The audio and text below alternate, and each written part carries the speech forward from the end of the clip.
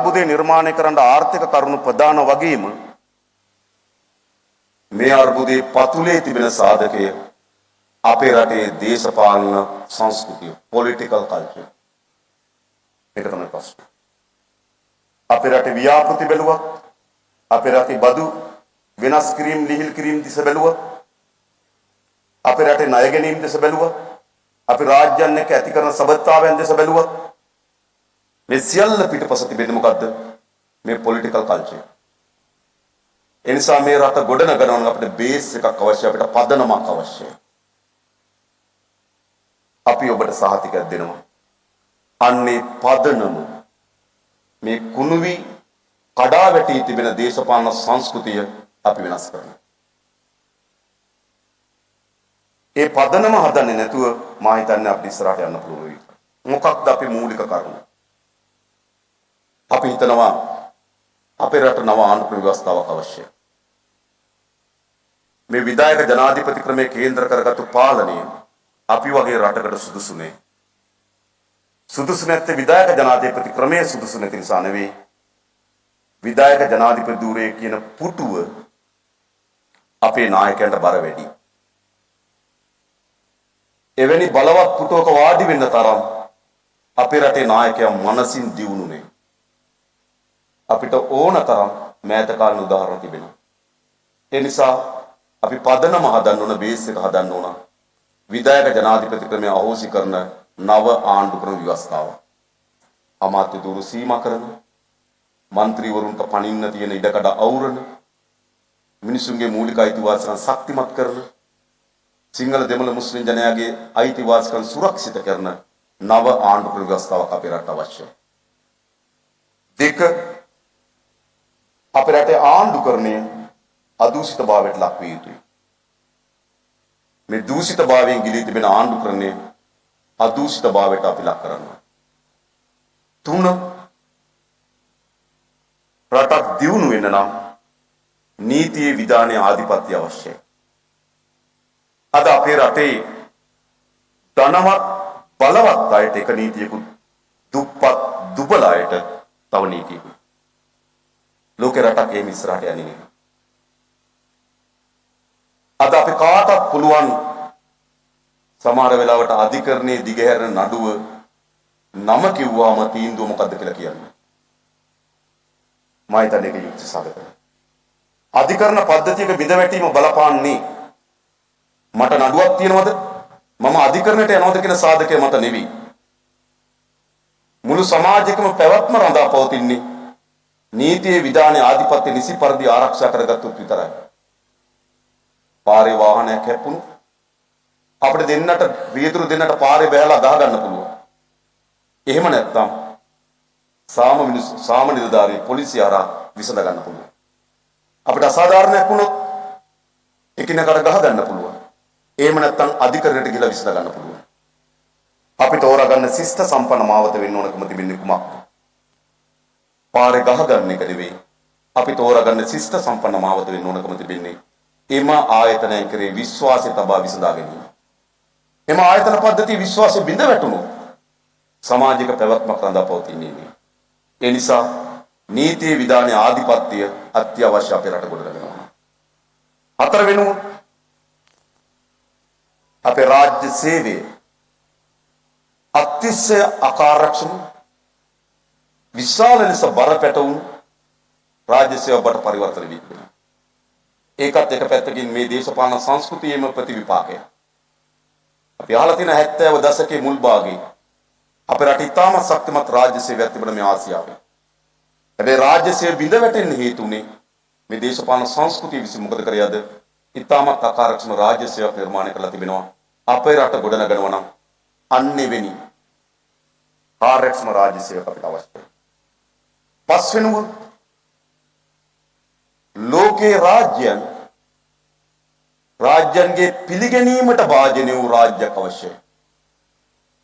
අපේ රට ලෝකේ රාජ්‍යයන්ගේ පිළිගැනීමට අද භාජනය වෙලා නැහැ. ලෝකේ සියලු ආයතන, ජාත්‍යන්තර මූල්‍ය අරමුදල, ලෝක බැංකුව, මානව හිමිකම් කොමිෂන් එක, ඇමරිකන් එක්සත් ජනපදයේ සෙනෙට් සභාවේ විදේශ සබඳතා පිළිබඳ කමිටුව, මේ සියල්ල ලංකාව පිළිබඳ දෙන වාර්තා ඇවිල්ලා කළු වාර්තා. එනිසා අපේ රට ගොඩනගනවා නම් ජාත්‍යන්තරයේ ඉදිරියේ පිළිගන්නා රාජ්‍යයක් බවට මේ රට පරිවර්තන විය යුතුයි. 6 වෙනුව සිංහල දෙමළ මුස්ලිම් බර්ගර් මැලේ ජාත කොට්ටාසෙන් ජීවත් වෙනවා. සිංහල දෙමළ කියලා ප්‍රධාන භාෂාවන් දෙකක් කතා කරනවා. හින්දු ධර්මයේ, ඉස්ලාම් ධර්මයේ, බුද්ධ ධර්මයේ, කතෝලික ධර්මයේ කියලා, ක්‍රිස්තුණු ධර්මයේ කියලා ආගම් අතරක් අතර රටක් තිබෙනවා. අන්නේ ජනතාව ඇතුලේ සමගිය නිර්මාණය කිරීමෙන් තොරව අපේ රට අනාගතයක් නෑ. මෙන්න මේ බේස් එක, මේ පදනම අවශ්‍යයි මේ රට ගොඩනගන්න නම්. අපිට ආර්ථික කරුණු පිළිබඳ අපිට විවාද තියෙන්න පුළුවන්. ඔබලා දකින ආකාරය අපි දකින ආකාරය අතර වෙනස්කම් තියෙන්න පුළුවන්. අපි කියන දේ වැරදි වෙන්න පුළුවන්, ඔබ කියන දේ හරි වෙන්න පුළුවන්. ඔබ දකින විදිය වැරදි වෙන්න පුළුවන්, අපි දකින විදිය හරි වෙන්න පුළුවන්. ඒ ආර්ථික කරුණු පිළිබඳ අපිට විවාදයක් තියෙන්න පුළුවන්. හැබැයි මා කියන්නේ යටකී කරුණු 6 පිළිබඳව අපි කාටවත් විවාදයක් නැහැ. ඒ මූලික කරුණු 6 ස්ථාපිත කිරීමෙන් තොරව දියුණු සංවර්ධිත ලස්සන රාජ්‍යයක් කවුරුත් බලාපොරොත්තු වෙන්නේ නැහැ. අන්නේ දේශපාලන වෙනස ජාතික ජනබලවේගයේ පාලනයක් ඇතුළේ සිදු කරනවා. ඒක තමයි දේශපාලකයන් හැටියට අපිට පැවරී තිබෙන කාර්යභාරය. ඊළඟ ආණ්ඩුවක් ලෙස අපි මේ ආර්ථිකයේ මූලික වශයෙන් ගත්තොත් මේ අර්බුදයෙන් ගොඩේම සඳහා රටට අවශ්‍ය පදනමක් තිබෙනවා වගේම ආර්ථිකයට පදනමක් අවශ්‍යයි. ආර්ථිකයේ පදනම ඔබට රාජ්‍යයෙන් හෝ රාජ්‍ය ආයතනයන් විසින් හෝ යම් සේවයක් ලබාගත හැකි නම් ඒ සේවය කාර්යක්ෂම කිරීමත් ඒ සේවය දේශපාලන හිතවත්කම් බැඳීම් ඥාති මිත්‍ර ආදී මත නෙවෙයි ඇත්ත නිවැරදි කරුණු මත ඉටු වෙන තත්ත්වයක් අපිට නිර්මාණය කරනවා. ඒක අවශ්‍යයි. ඊළඟ ගත්තොත් විශේෂම ගත්තොත් බදු ගෙවීමේදී රේගුවේදී මේදී ආදී ආයතනවලදී අවශ්‍ය පිරිසුදුභාවය අපි නිර්මාණය කරලා දෙන්න. හැම කෙනාටම යම් ව්‍යාපාරයක් පිළිබඳව යම් ආයෝජනයක් පිළිබඳව හැම කෙනාටම තියෙන සත්‍යල තොරතුරු වලට ප්‍රවිෂ්ඨ වීමේ සාධාරණ අයිතිය අපි හදන්නවා. අද අපේ රටේ ආණ්ඩු පාලනයේදී බොහෝ තොරතුරු සංගවා කීප දෙනෙක් අතර තමයි මේ තොරතුරු ගවේෂණය වෙන්නේ. වමාරු වෙන්නේ. එනිසා වුණ අත තමයි ආර්ථික විශාල පංගුවක් රඳා පවතින්නේ. ඒ වෙනුවට සියලු දෙනාට සාධාරණ ලෙස ප්‍රවිෂ්ඨ වීමට අවශ්‍ය වෙන තොරතුරු ටික අපි සම්පාදනය කරලා දෙන්න. ඔබට ඕනෑම ආයෝජකයෙකුට ව්‍යාපාරිකයෙකුට යම් ආයෝජනයක් පිළිබඳ යම් ව්‍යාපාරයක් පිළිබඳ තොරතුරු සාධාරණ ලෙස සමාන ලෙස ප්‍රවිෂ්ඨ වීමේ අයිතිය රාජ්‍යයකට අපි තාවුරු කරන්න. ඒ තමයි ආර්ථිකය ගොඩනැගීම සඳහා අවශ්‍ය මූලික පදනම. ඊට පස්සේ අපි හිතනවා අපේ ආර්ථිකයේ මූලික වශයෙන් අපි පිළිගන්නා උපාය මාර්ගය අපේ රටේ භාණ්ඩ හා සේවා නිෂ්පාදන ඉහළ යා යුතුයි. 1. 2. භාණ්ඩ හා සේවා නිෂ්පාදනයේ ජනතාව හවුල් විය යුතුයි. මා එහෙම කියන්නේ මොකවත් නිසා නෙවෙයි. අද අපේ රටේ ජාතික ධනයෙන් 30% උත්පාදනය කරන්නේ බස්නාහිර පළාත. අපේ රටේ ජාතික ධනයට උතුරු මැද පළාතේ දායකත්වයේ 5%යි. වයඹ පළාතේ දායකත්වයේ 9%යි. ආර්ථිකයේ ජනතාව හවුල් වෙන ප්‍රමාණයට තමයි ආර්ථිකයේ ප්‍රතිලාභයේ ජනතාවට ගලාගෙන යන්නේ. ආර්ථිකයේ ජනතාව හවුල් වෙන්නේ නැත්නම් ආර්ථික ක්‍රියාකාරීත්වය ජනතාව සම්බන්ධ වෙන්නේ නැත්නම් ආර්ථිකයේ ප්‍රතිලාභ එම ජනතාවට ගලාගෙන ඉන්නේ නැහැ. එනිසා මොකද සිද්ධ වෙන්නේ? ඒ ජනතාවගේ ජීවිතය පවත්වාගෙන යාම වෙනුවෙන් සාන ආධාර ක්‍රම අනුගමනය කළ යුතු තිබෙනවා. ඇයි සමෘද්ධිය 1994 සිට අවුරුදු 30කට ආසන්න කාලයක් ඇයි සමෘද්ධිය ක්‍රියාත්මක කරන්න සිදු වී තිබෙන්නේ?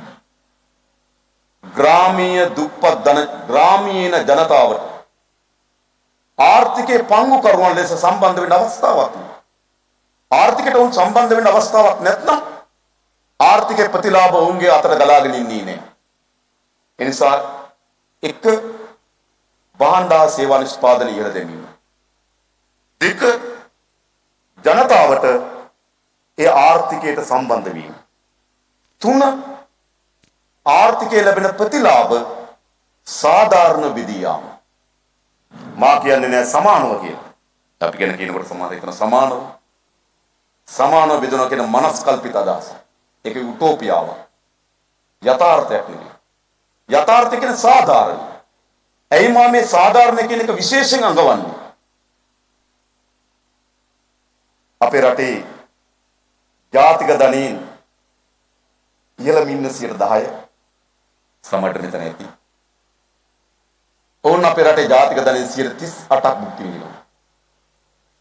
පහළම ඉන්න 10%ට හම්බ වෙන්නේ රටේ ජාතික ධනයෙන් 1.1%. සාධාරණ. අපි මිනිස්සෙක් හැටියට ඉපදිලා අපි දීර්ඝ කාලයක් ජීවත් වෙන්නේ නැහැ. අවුරුදු 80ක් 70ක් නේ කෙටි කාලයක තුල අපි මිය යනවා. ඒ කාලය තුල හැම පුරවැසියෙකුටම තමන්ගේ ජීවිතයේ මූලික වමනාවන් ඉටු කිරීමට සමත් වෙන ආදාය මාර්ගයක් නොලැබිය යුතුද?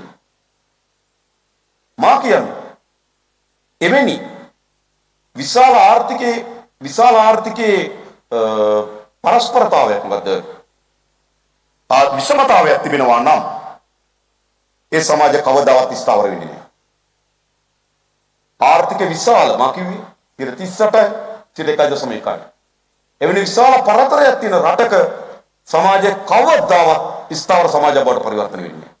ගැටුම්, එනකොට ගැනීම, මත්ද්‍රව්‍ය, සුරාසූදුව මේ සියල්ලන්ට බැහැවුණු සමාජයක් බවට පරිවර්තන වෙනවා. එනිසා සමාජය යහපත් කරන්න පහළට සාධාරණ පංගුවක් ගලාගෙන යා යුතුයි කියලා අපි හිතනවා.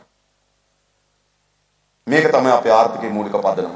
භාණ්ඩ සහ සේවා නිෂ්පාදනය ඉහළ දැමීම, නිෂ්පාදනයට ජනතාව සම්බන්ධ කර ගැනීම, නිෂ්පාදනයේ සාධාරණ පංගුවක් ජනතාවට ගලාගෙන යාම. මේක අපි කරන්නේ කොහොමද? අරගෙන දෙනවද?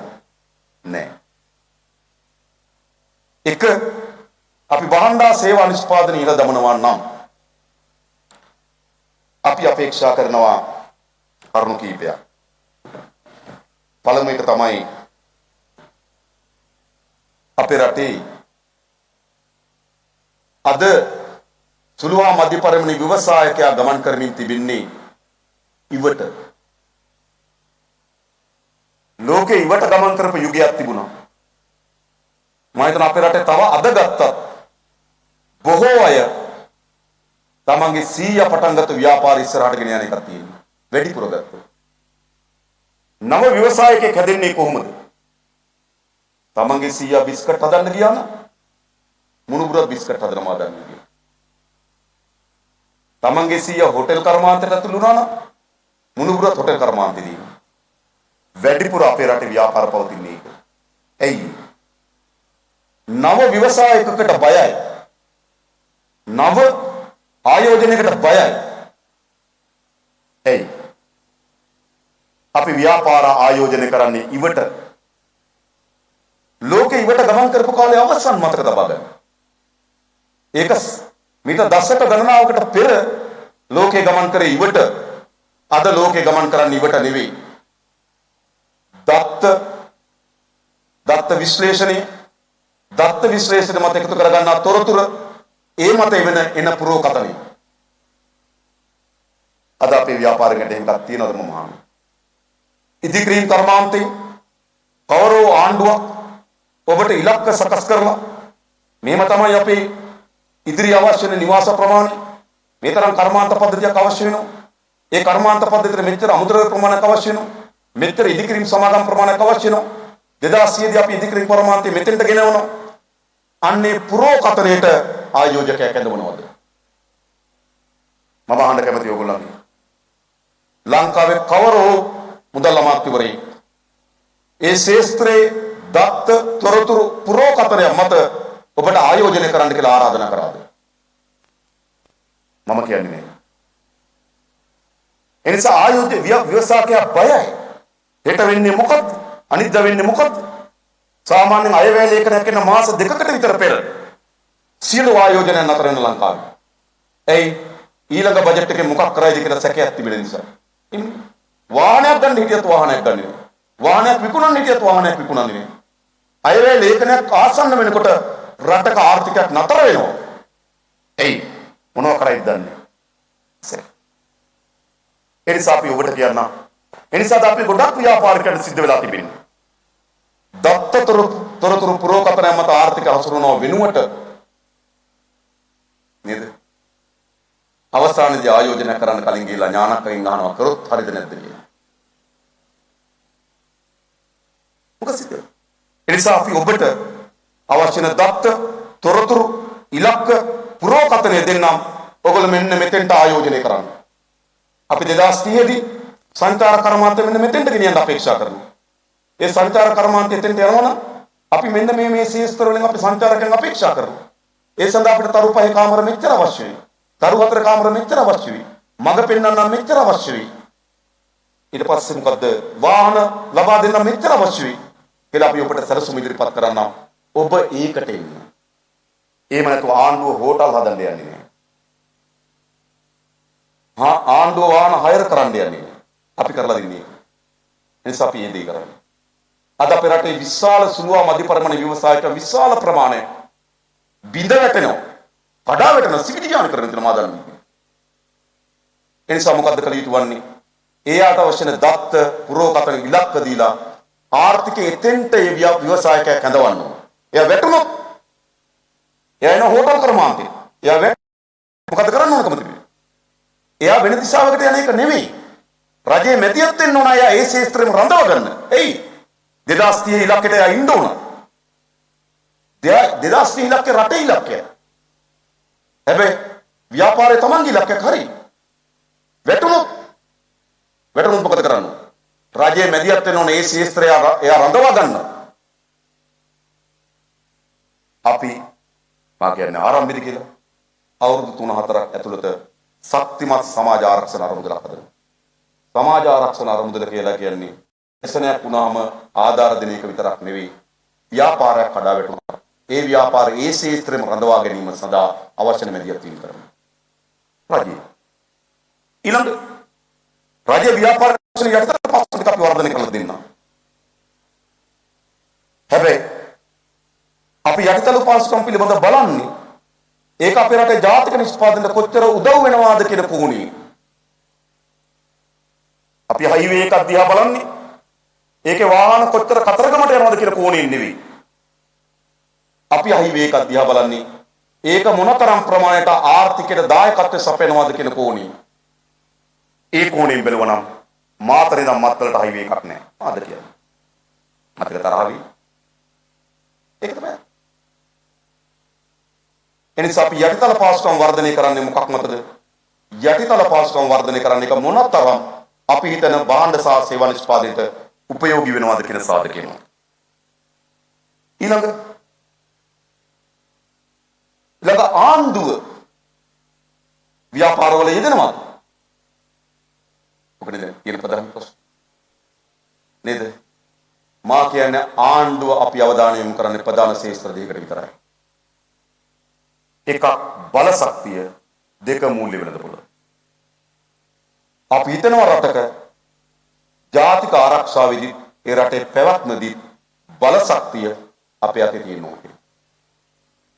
අපිට සාමාන්‍ය දැනට අපිට අවශ්‍ය වෙන්නේ මෙගාවොට් 2000ක ධාරිතාවක්. මෙගාවොට් 2000ක ධාරිතාවක් කියන්නේ කුඩා සමාගමකට අත්පත් කරගන්න පුළුවන්. දැන් දේශපාලන ආර්ථික සියල්ල මේ වන්නේ ඔවුන් විසින්.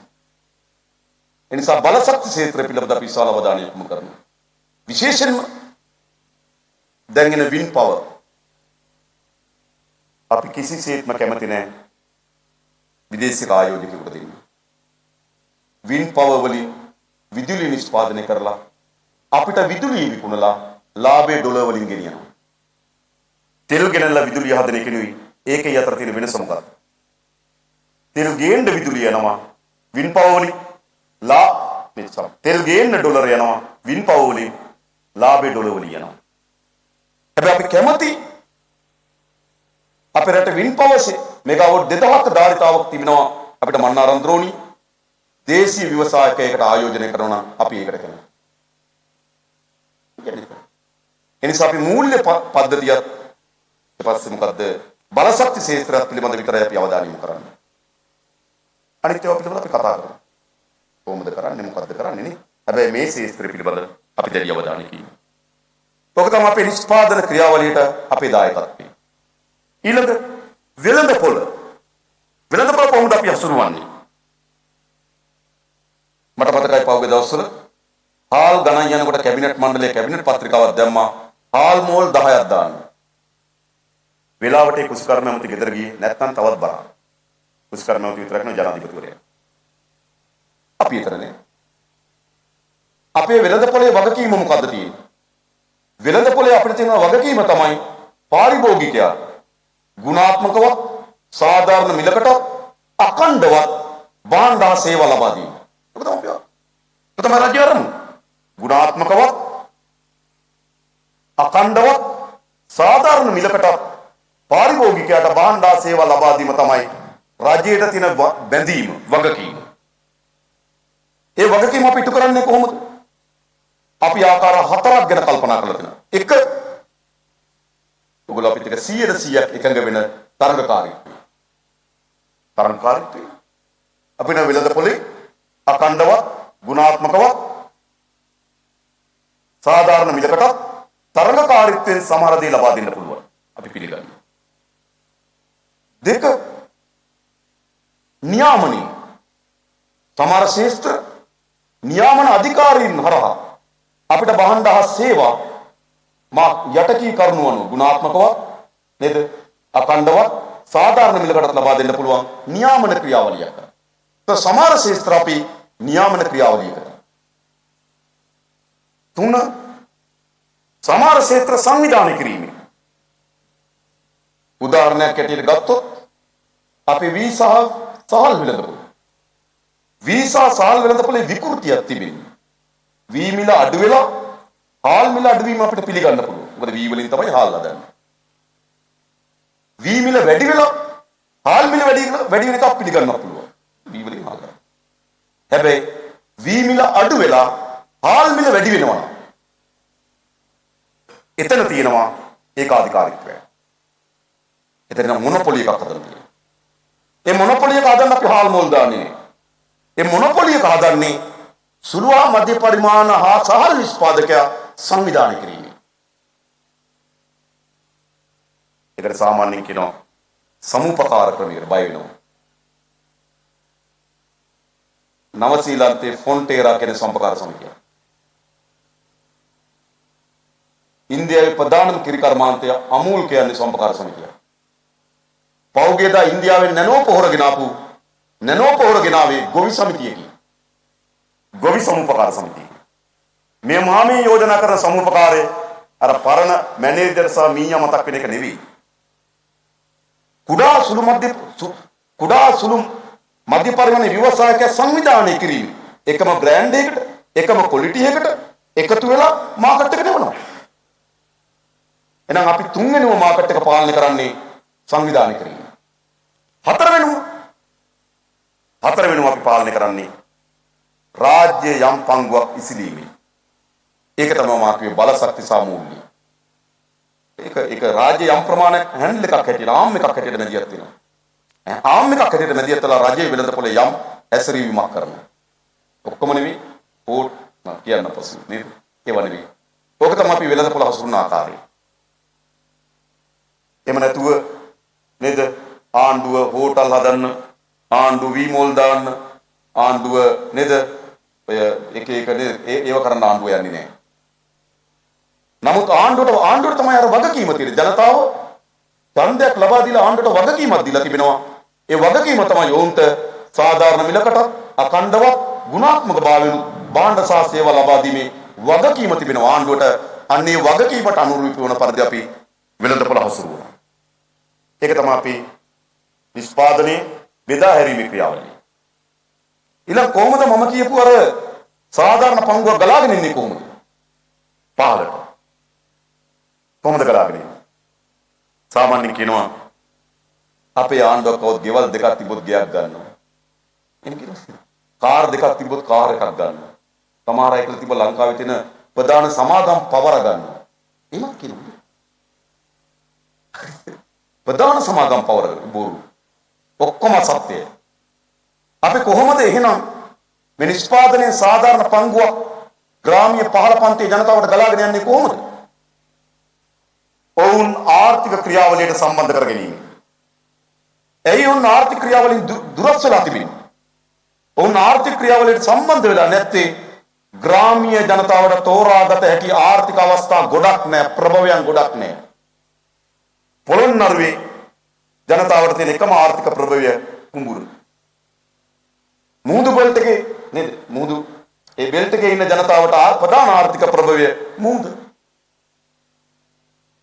අපි බුලත් සිංහල රත්නපුරේ මාතලේ යම් ප්‍රදේශ වලට ගියපුවාම ඒ වතු ජනතාවගේ ප්‍රධාන ආර්ථික ප්‍රභවය කුඩා තේවත්ත. කොළොත් ආර්ථික ප්‍රභවයන් තියෙනවද ඒගොල්ලන්? නෑ. ඒගොල්ලන් නව ආර්ථික ප්‍රභවයන් අපි ගම ඇතුලේ හදන්නේ නැත්නම් ඒගොල්ලන්ට සම්බන්ධ වෙන්න පුළුවන්. ආර්ථික ප්‍රභවයන් ගම ඇතුලේ හැදෙන්නේ නැත්නම් ඒගොල්ලෝ වළක්වන්න බැරි විදියටම ආර්ථික සාධාරණ පංගුවක් ඒගොල්ලන් අතර ගලාගෙන ඉන්නේ නෑ. ඒගොල්ලෝ සාම්ප්‍රදායික කුෂ්කර්මාන්තේ, දීවර කර්මාන්තේ වත්තෙන් නම් ඒගොල්ලන්ගේ ජීවිතේ යැපෙන තත්ත්වයට පත් වෙලා තිබෙන්නේ. ඒගොල්ලන්ට ජාතික ධනෙන් සාධාරණ පංගුවක් ගලාගෙන ඉන්නේ නෑ.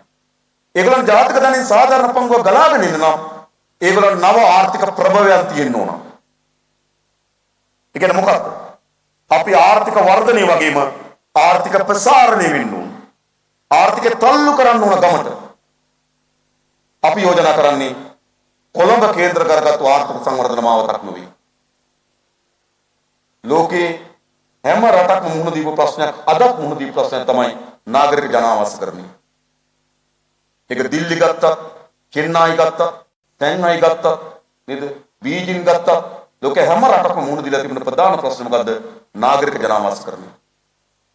හැබැයි කුමනෝ සංස්කෘතිකම හේතුවක් මත අපේ ග්‍රාමීය ජනයා ඒ තරම් වේගයෙන් කොළඹට ගලාගෙන ආවේ නැහැ.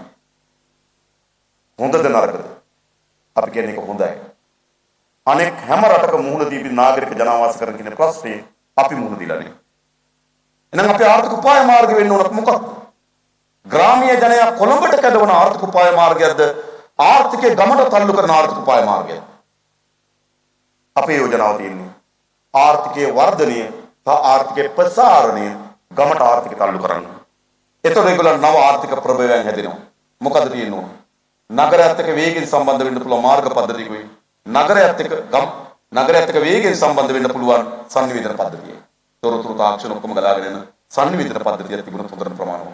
ගම ඇතුළේ තියලා සංවර්ධනය කිරීම තමයි අපේ උපාය මාර්ගය. ඒක තමයි අපේ මූලික සැලසුම් ටික අපි හදලා තියෙන්නේ. ඒ අනුව අපිට පසු කියන්න පුළුවන් අපි මොනවද එක එක ශේෂ්ත්‍රවලට බර දීලා තියෙන්නේ කියලා. right ඒක තමයි අපි ටිකක් සැලසුම් සහගතව යන ගමන් මඟ. හැබැයි මේවා කරන්න පුළුවන් සාමකාමී තත්ත්වයක් තිබෙන ආර්ථිකයක. මේ ඔක්කොම ක්‍රියාත් කරන්න පුළුවන් කලබල නැති, ගැටුම්කාරී නැති, අර්බුද නැති ආර්ථිකයක. හැබැයි අද එහෙම තැනක නෙමෙයි තිබෙන්නේ. අද තියෙන්නේ මොකද්ද? නේද? ඉකොනොමික් ක්‍රයිසිස් එකක් තියෙනවා. ඒක ඉතාමත් ප්‍රබල ක්‍රයිසිස් එකක්. සමහර අය මට එක ප්‍රධාන නිලධාරි මහත්මයෙක් මට කතා කරලා කිව්වා මන්ත්‍රීතුමා අපිට තියෙන ලොකුම කනගාටුව තමයි ඉකොනොමික් ක්‍රයිසිස් එකක් කියන්නේ මොකද්ද කියලා අපේ නායකයෝ දන්නේ නැහැ කිව්වා. ඒක මේ ඩොලර් ටිකක් හොයාගෙන මේ විසඳ ගන්න පුළුවන් ප්‍රශ්නයක් නෙවෙයි. ඒක රුපියල් ටිකක් හොයාගෙන මේ විසඳ ගන්න පුළුවන් ප්‍රශ්නයක්. ක්‍රයිසිස් එකක් කියන්නේ.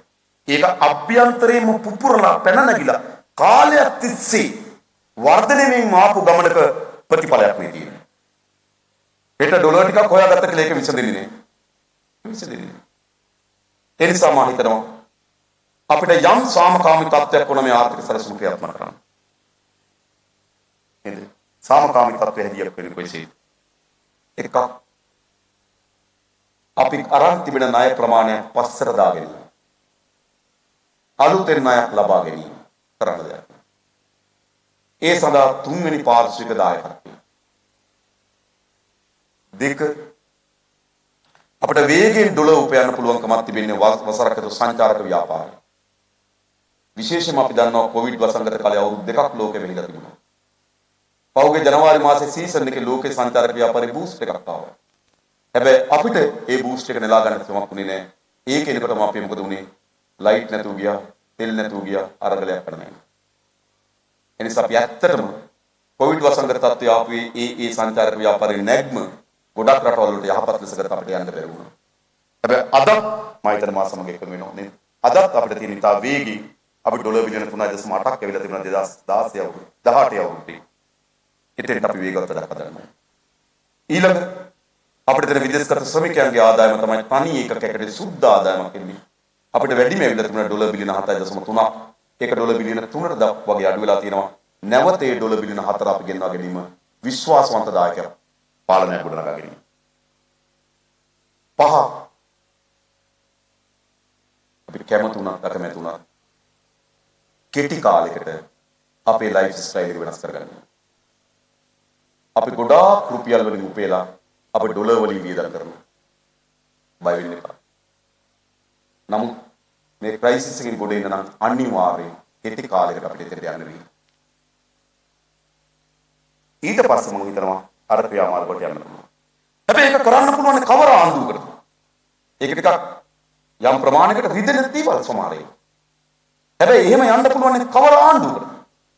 ඒක යන්න පුළුවන්කම තිබෙන්නේ ජනවරමක් සහිත ආණ්ඩුවකට විතරයි. ක්‍රයිසිස් එකක් තියෙන වෙලාවක ජනතාව මොකද කරන්න ඕන? මේ අර්බුදයෙන් අපිව මුදවා ගන්න කියලා ආණ්ඩුවක් හදන්න ඕන.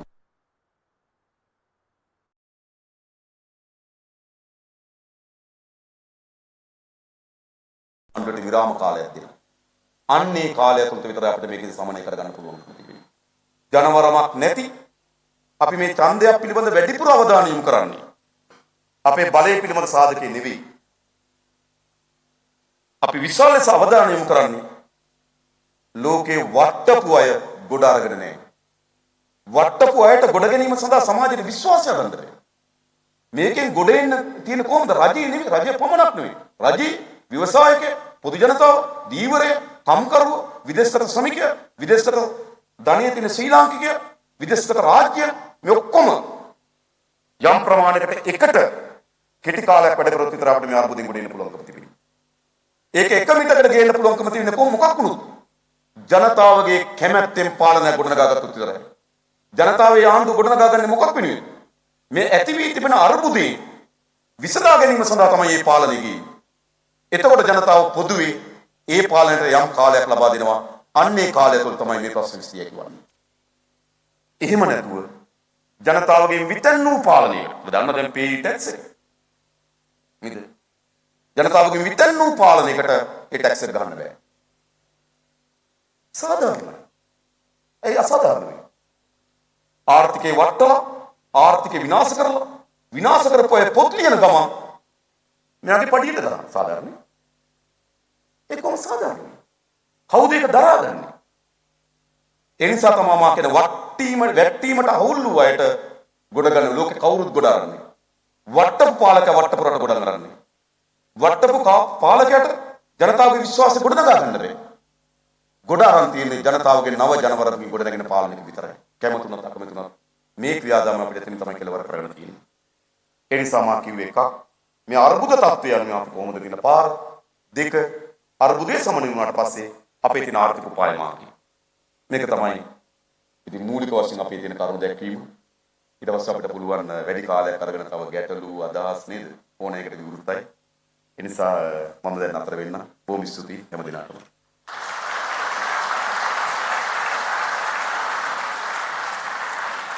I have known Anuruddha Kumara for the past 15 years. I have confidence in him because he was very helpful to us when we wanted to do a charitable project in the villages. He helped us as minister to obtain land, and he did a marvelous job. And he was always encouraged because we are in the field of agriculture, and he always encouraged us, and they were never envious of the private sector. So we felt very confident, and it's during their period that they gave a tax holiday for agriculture, which they didn't charge any income tax on agricultural income. Whenever they passed our plantation, he and his team always said how well we maintain our plantation. So from that I got the confidence that the NPP or JVP at that time were not against the private sector. I think it's a good combination because they have got in more professionals. They're open to new ideas, especially from professionals and the private sector. And I think they will be always guided by good professionals and people of standing. And as they are a new organization, they are determined to succeed after seeing the failures. In the past, we have been told the private sector will be the engine of growth. I think they will be the rocket. Because once you have good governance, law and order, the country will take off, and not only that, there will be foreign investors as well as local investors will have no fear of giving bribes or taking commissions. We as a country have experienced financial shocks due to external and internal factors. Policy mismanagement, irresponsible borrowing, foreign exchange transactions and corruptions have all brought our economy down. Our GDP has dropped to 10 years low to 73.6 billion US dollars. Today, our financial sector performance also threatened due to lack of liquidity, both local and foreign currency. Second, high interest rate. Third, high non-performing asset base. At this backdrop, it is of paramount importance for us to fast-track legal and regulatory reforms in order to bring back the economy and the financial sector back on track.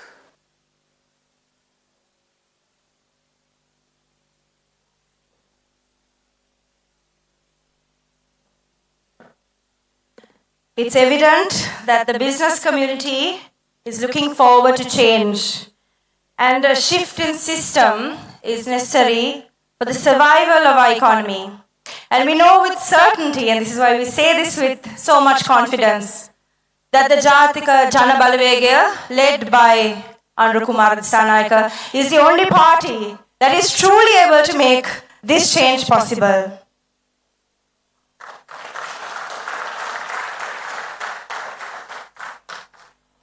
And now, for the details, for the policy framework we've been looking forward to, I'd like to invite data analytics and business consultant Chaturanga Abesinghe to take us through the policy framework. We have times for questions and answers later, but as we begin, can we please put our hands together and invite Chaturanga for our policy framework.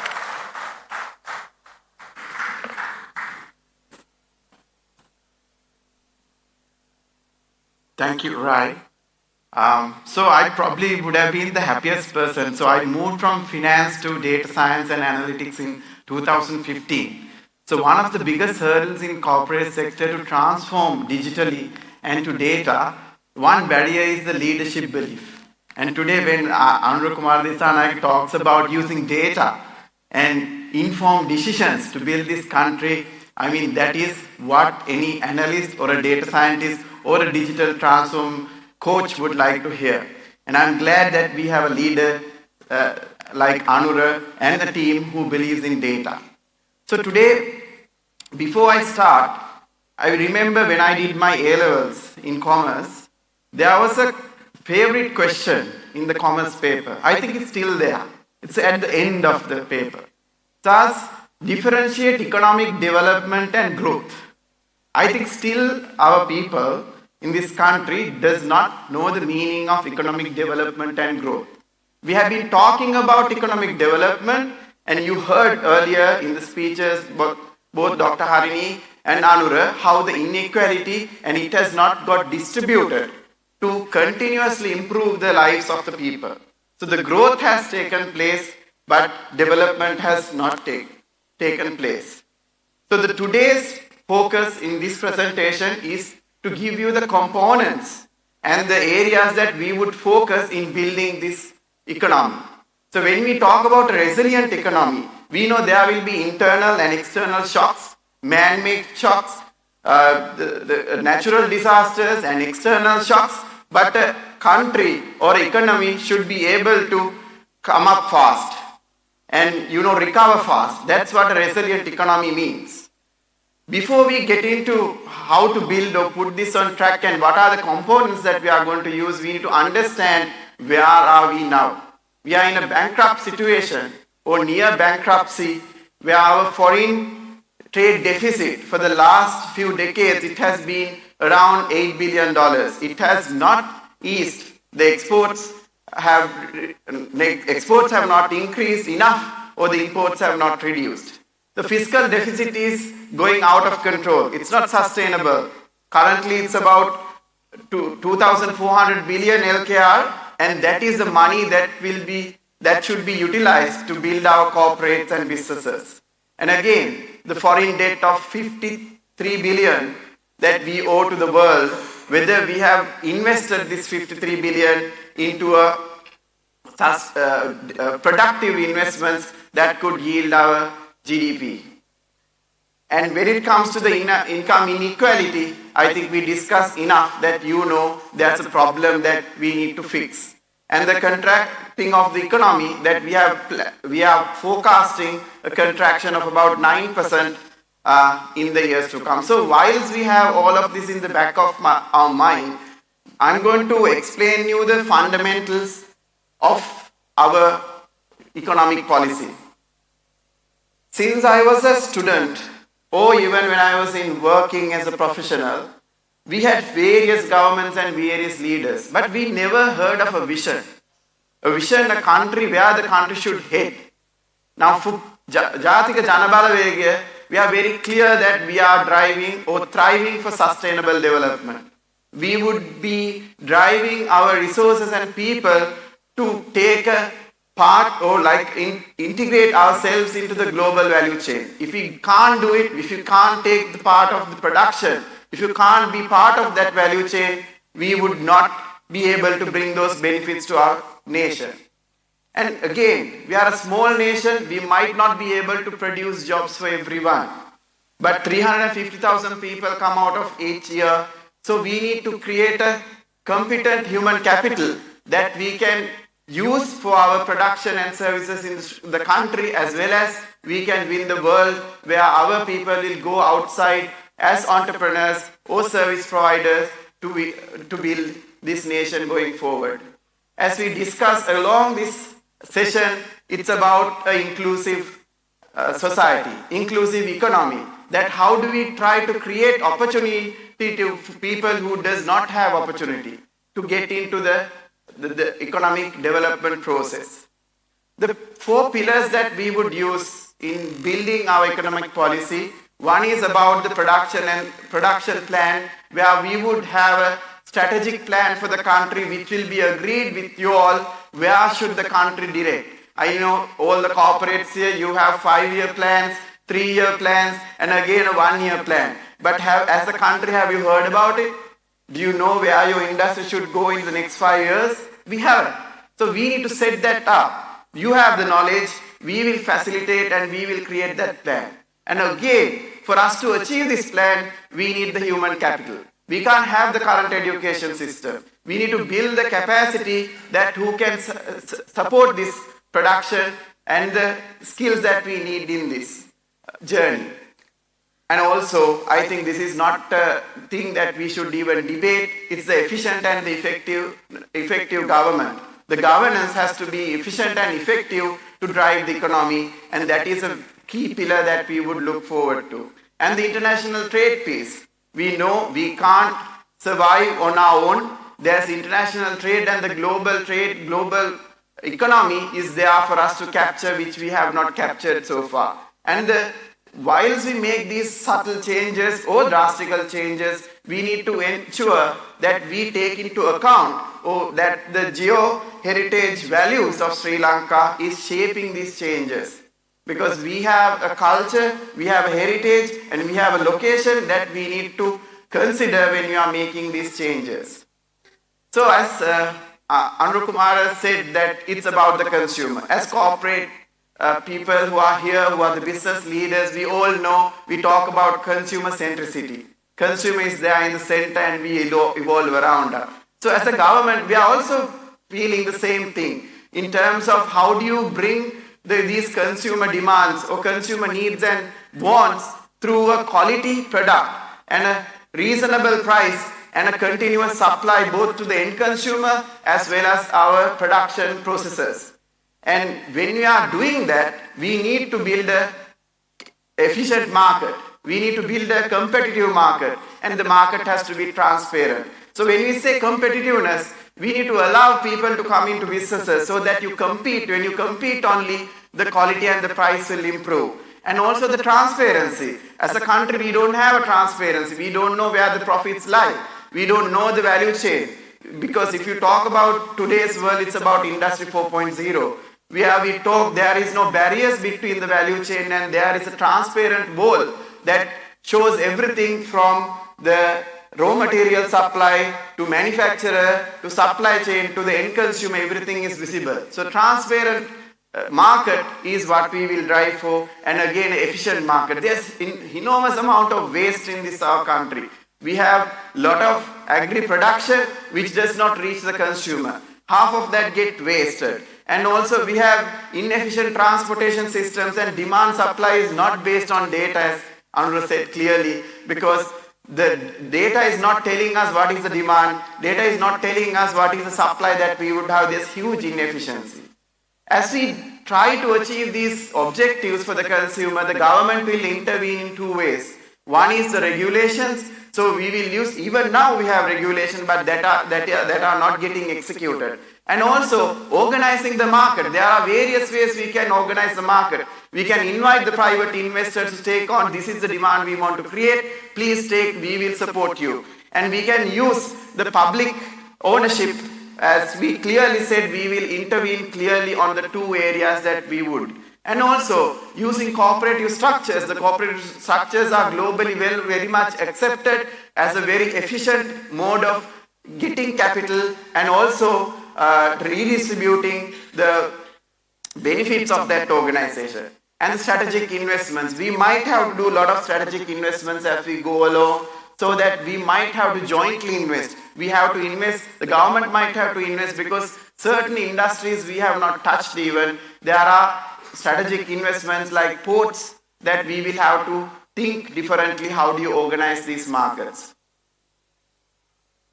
So when I said about the production plan, I think there is some misconception that, there can be like a plan that everybody has to stick to it. No, it's about what are these focus industries that we're going to do. Every country has done it. Germany has done it, Japan has done it, Singapore has done it. They have decided what are their competitive advantages. As a country, they have decided these are the 5 or 6 industries we are going to prosper.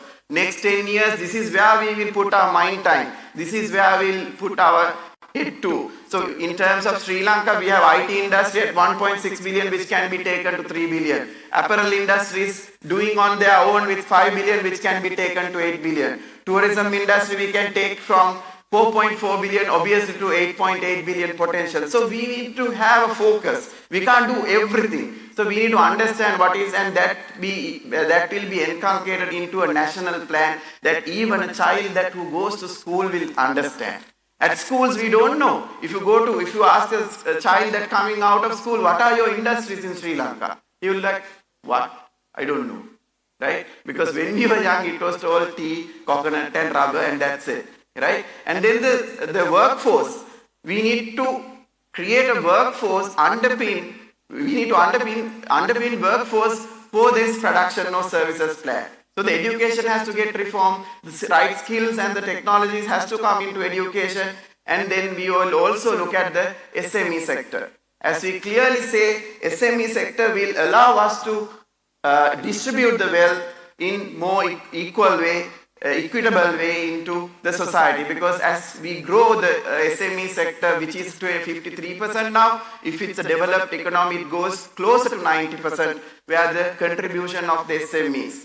And the government accountability, this is something you wouldn't have heard or thought of, right?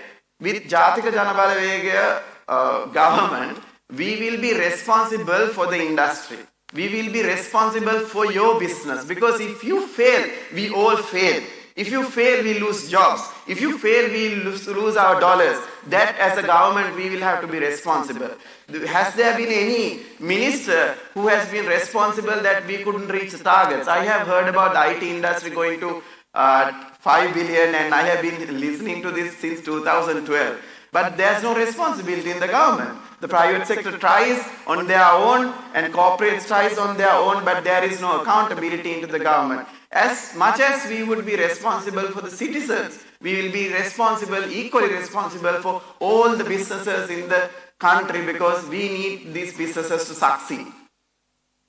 So when you talk about the human resource, this is very important, right? So if you create a corporate plan, a business plan, then you will go to the your HR organization and say, these are the skills I want. This is the critical talent. These are the talent that I need to save. And these are the skills that we need to build within the next 5 years. The technology, the digital literacy, the numeracy. These, you will tell the HR team this is what you need to do. So as a country, also the same thing. If you have a production plan, you need to have a human resource plan that will deliver.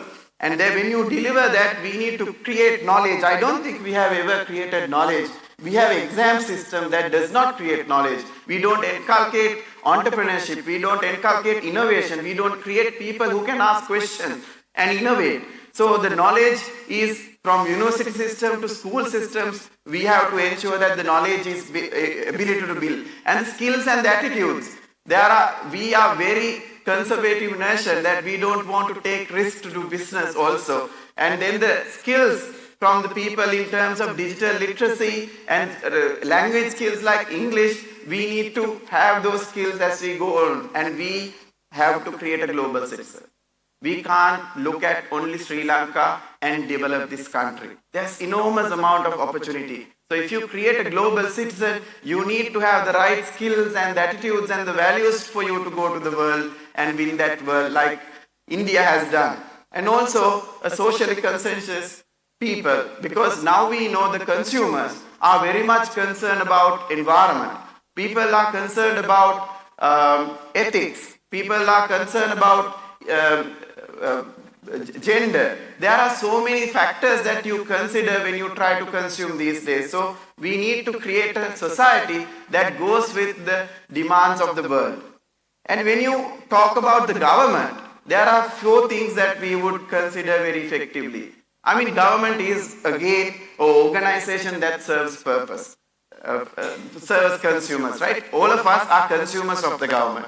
So if we want efficient service, we need to have, the government should have KPIs. What are your consumer deliverables? What is the speed you want to deliver? What is the efficiency you want to deliver? What is the cost per service? There should be KPIs for all these government institutions, and we have to establish those KPIs and drive it for the effective government services. And the digitization and transparency has to come in. It will be tough at the initial stage, but we will have to bring in, because if you don't digitize, the efficiency cannot be derived. And also with the digitization, you can bring transparency, which can eliminate corruption for good.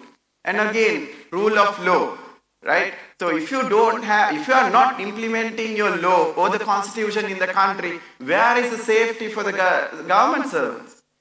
All their hands are tight, right? They can't actually do what they're supposed to do because they don't have protection. So we need to establish rule of law before we establish efficiency in the government sector. The last piece about this area is the independence of the government service. As politicians, as aspired politicians who are also here, we will not intervene in decision making. We should not.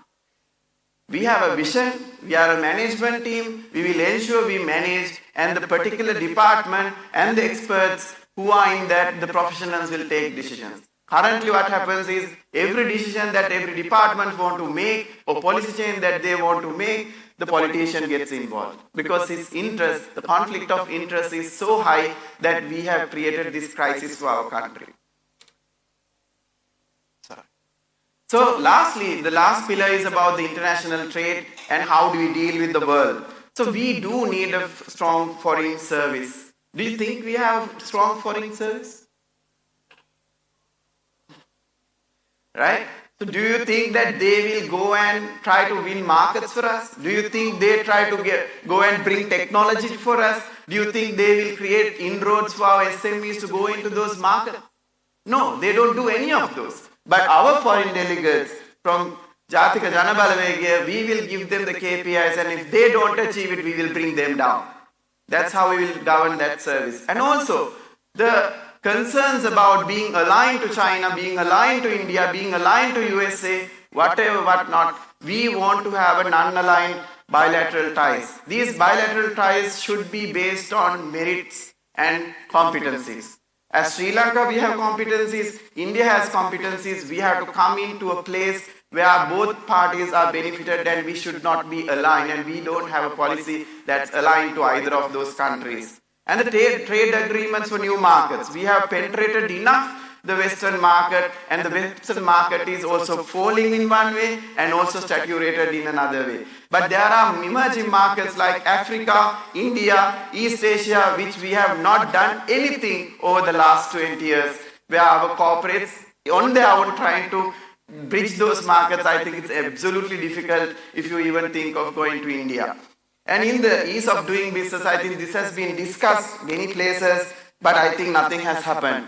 So ease of doing business again comes into integrity and honesty of the governance, right? If we can establish the right structures, right policies, and allow that to happen, organizations both locally and internationally will be able to do their business at ease. Again, it will create democracy for doing business, because you don't need government connection, you don't need to call your mayors or your politicians to get things done. And again, on the fifth one is the focus on the FDIs. Who would invest in a place when there's no plan? Which investor would come into a country if you ask the president of that country, what is your plan? We will take this industry here, this is 10-year plan, this is human resource plan, this is the infrastructure plan, you can come and invest. We will tell this is how we will take agriculture. This is how we will take the apparel industry into more of a modern apparel industry where value addition is taken place for design and development. And come and invest in this. Come and invest in our education in terms of bringing those education that we can take this country to different places, because we know what we need. And as we see the last 10 years, we only got about 10 billion worth of foreign direct investments, where Vietnam got 13 billion on a single year. So everything, all these economic policies are cool, but it's still that you need good governance to ensure these are in place. And lastly, what I want to tell you is all these components are negotiable. We can discuss what we need to do, right? And the policy framework that we presented today can get detailed out, each into industry, what is our fiscal policy, what is our monetary policy, what is our foreign policy. We'll detail it out by the general election so that people can vote on a principle and a policy that's going to last for next 5 to 10 years. So as ජනබලව, we invite you to understand us, talk to us. Don't listen to people who interpret us without talking to us. We have absolute clarity on what we want to do, and we are very keen that with you all we can do it, because it's you who has to build this country. We will give the guidance, we will give the vision, we will give the facilitation, we will give the support that's required for Sri Lankan private sector to boom and take this country to great heights for my children and their children. Thank you. තරම් ලස්සන සුන්දර රටක් ලෝකෙ කිසිම තැනක නැහැ. මේ රට විනාශ කරලා තියෙන්නේ අපේ වැරදි ප්‍රතිපත්ති නිසා. ඒ වැරදි ප්‍රතිපත්ති ක්‍රියාත්මක කිරීම නිසා ඒ ක්‍රියාත්මක කිරීමේ ඵල විපාකයක් තමයි මේ වර්තමාන ආර්ථික අධබුදිත අපි භුක්ති විඳින්නේ. ඒකින්ද මේකෙන් බැහැර වෙන්න ඕන. ඒකට ඒ යහපත් ප්‍රතිපත්ති ක්‍රියා කරන්න පුළුවන් නායකෝ අපි බිහි කරගන්න ඕන. නායකෝ ඇති කරගන්න ඕන. ඒ හින්දා මම විශ්වාස කරනවා මේ ලංකාවේ එවැනි නායක පරපුරක් මේ අධ්‍යක්ීම් සමග බිහි වෙයි කියලා. ඒක බිහි කිරීමේ වගකීම තියෙන්නේ මේ රටේ ජනතාවට. මේ ජනතාවට ඒ සියලුම නායකයෝ ඇත්ත කතා කරලා ක්‍රියාවයි කතාවයි දෙකම එක වෙන්න ඕන, පළදායි වෙන්න ඕන. ලංකාව විශාල ආර්ථිකයක් නෙවෙයිනේ.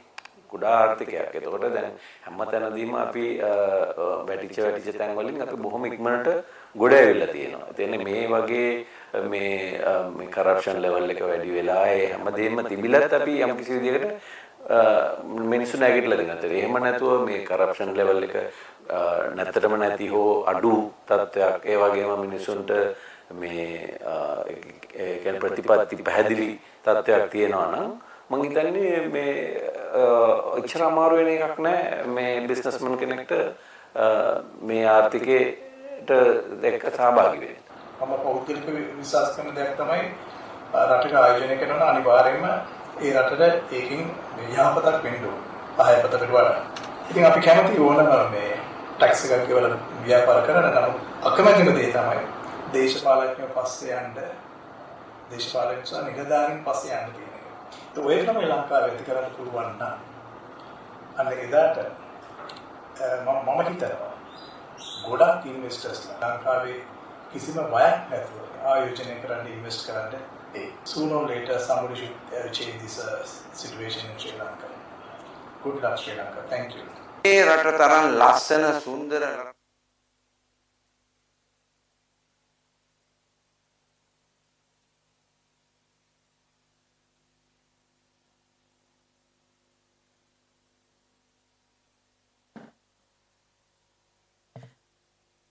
Thank you very much, Chaturanga, for sharing our economic plan. It must also be said, especially since Harini introduced me with these credentials, that Chaturanga is a team leader for the Kotte Municipal Council. And of course, we would like to see young leadership, and we hope that you also believe in the same change. Right, we're now moving on to our Q&A session. We know that you have many questions, and the reason we know this is because at the very beginning or at the start, if any of you missed this, we did talk about this card that each of you were given as you walked in with a QR code, and we asked you to share your questions on the app. Whatever questions that were already there, if someone else had shared a question that you thought was pertinent and something that had to be recognized and talked about, we wanted you to bump it up, and you have, and I think we have well over 100 questions. Clearly we don't have the time for this. We would love to keep you here for many hours and have you have our panel answer these questions, but we know that in the interest of time it's going to be difficult. So a few notices, as it were, or house rules, as we invite our panel. If you still have a question, you can use a QR code. If you don't have a QR code, please do borrow it from someone who might be seated close to you. The second thing that we wanted to also share with you is that we will have both the questions that are on the app, and we will come to you in the audience with our questions. However, we understand that you may have many observations and reflections, and we would like for you to share those. We've also shared an email address on our card, biz@npp.lk. We want obviously for you to share recommendations, ideas with us, so please do so on that email address. And anyone asking a question from the audience, we know it's hard, but we'd like for you to keep it to less than 30 seconds. So observations, reflections later, but very short questions, and we'll take them from the audience. We will have microphones in the audience a little later on. But before any of that, let's get our panel on stage. We'd like to invite the leader of Jathika Janabalav, Andrew Kumar Dissanayake, to join us on stage. Professor Anil Jayantha Fernando, who is from the Department of Accounting, Faculty of Management Studies and Commerce, University of Sri Jayawardhanapura. We also have Professor Janak Kumar Singha from the Department of Business Economics, Faculty of Management Studies and Commerce, from the University of Jayawardhanapura. We have Professor Sita Priyangani Bandara, Department of Economics, University of Kelaniya, and all of those whose names I've mentioned already are part of the Jathika Janabalavege's Economic Council, which has been working very hard to put together our policies and to come together. And last but not least, we have Chaturanga Besingha, data analytics and business consultant. Chaturanga, if you could also join us on stage. And now to the 100 questions. So we asked you to bump up some of those questions, and I have them here with me. I believe, there you go. Some of them are already on screen, and some of them might be questions, like I said earlier, that might be of interest to you. And I will leave it to the panel to decide who may answer, but if you have your microphones in hand, I think the first question already has 32 thumbs up. So 32 people want this question answered. There are, I think, nearly over 1,000 of you here, but we will have this question. So the question is, how friendly will an NPP government be to private businesses? Would you create SOEs to compete with private sector businesses? And I will leave it to someone in the audience to answer this first question.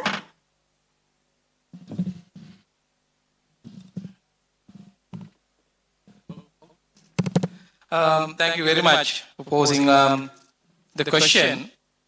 So how friendly will NPP government to private businesses?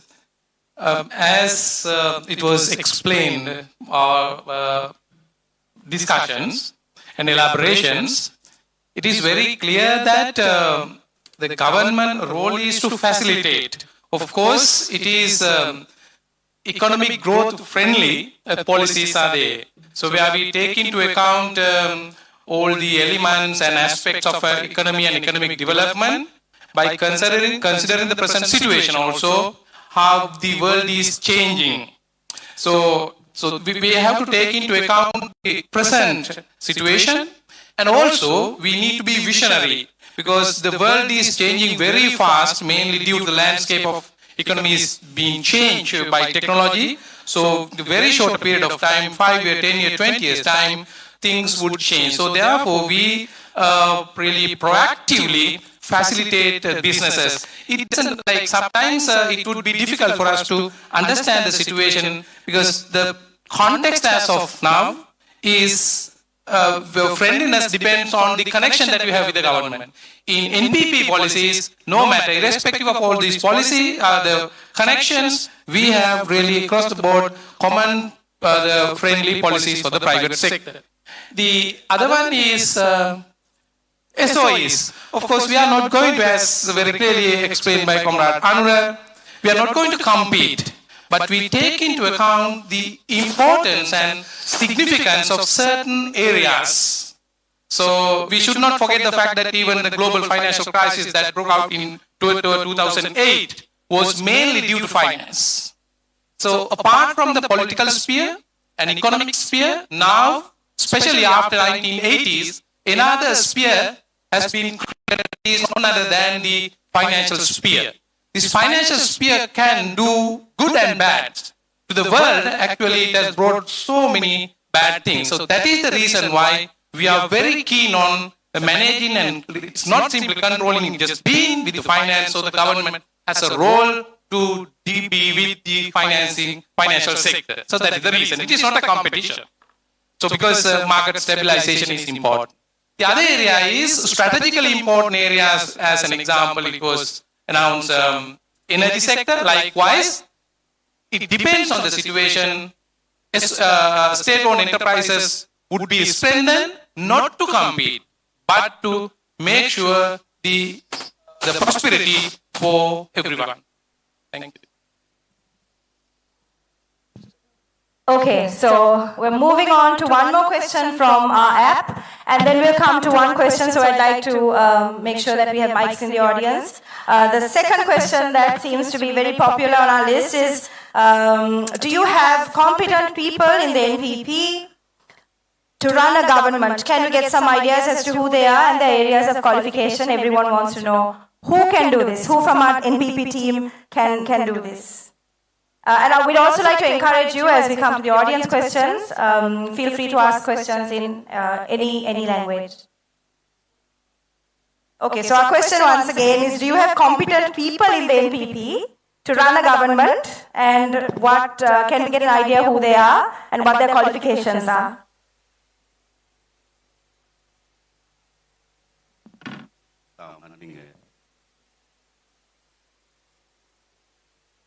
පළවෙනි එක තමයි right. අපි විශ්වාසද කියලා ප්‍රශ්නේ අහන එක සාධාරණයි. හිටපු අය විශ්වාස. මම කියන්නේ අපි එකගතාවයකට එමු. ප්‍රශ්න කිරීමකින් තොරව පොදු එකගතාවයට ආයුතුයි හිටපු අය විශ්වාස නැහැ කියලා. අපිව විශ්වාසද කියලා ප්‍රශ්න කරන්න. සාධාරණයි. ඒක මම කියන්නේ ප්‍රශ්න කිරීමකින්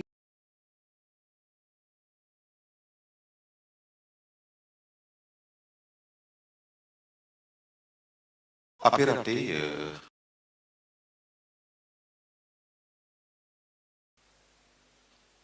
තොර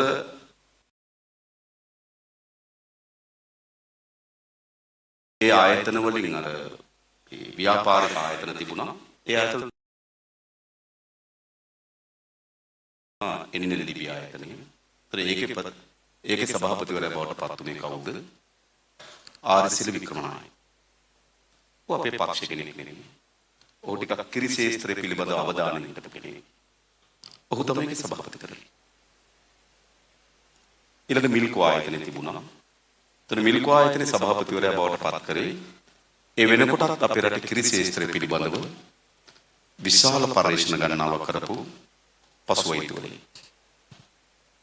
ඊට මාසතුරු තිබුණා කුසි රක්ෂණ මණ්ඩලයේ කුසි රක්ෂණ මණ්ඩලයේ සභාපතිවරයා බවට පත් කරේ පේරාදෙණිය විශ්වවිද්‍යාලයේ කුසි ආර්ථික විද්‍යාව පිළිබඳව මහාචාර්ය ආර්යදාස්.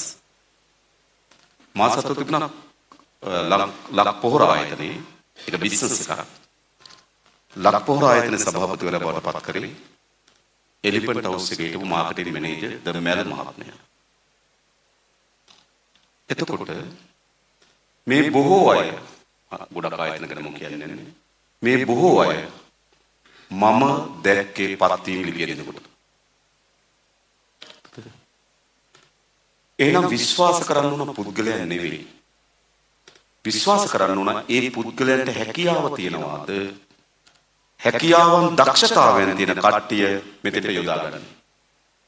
අන්න ඒ වැඩේ අපි කරනවා. මොකද පුද්ගලයන් ගත්තොත් දන්න දේවල් තියෙනවා නොදන්න දේවල් තියෙනවා. හැකියාවක් තිබෙනවා දුබලතාවයක් තිබෙනවා. ඒක තමයි ස්වභාවික මිනිහා. හැබැයි ගවර්න්මන්ට් එකක් සමත් වෙන්න ඕන කොතැනද? හැකියාවන් සහිත කණ්ඩායමින් හැකියාවන් ටික ගන්න, දන්න පිරිසගේ දන්න දේ උකහා ගන්න.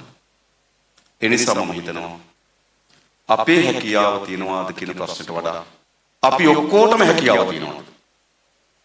මේ රට ගොඩ ගන්න මා හිතනවා අපි ඔක්කොටම හැකියාවක් තියෙනවා. අන්නේ හැකියාවන් සහිත කණ්ඩායම සම්බන්ධ කරගෙන ඉන්න තමයි NPP පාලනයක විශ්වාසය අපිට අවබෝධ කරගන්න.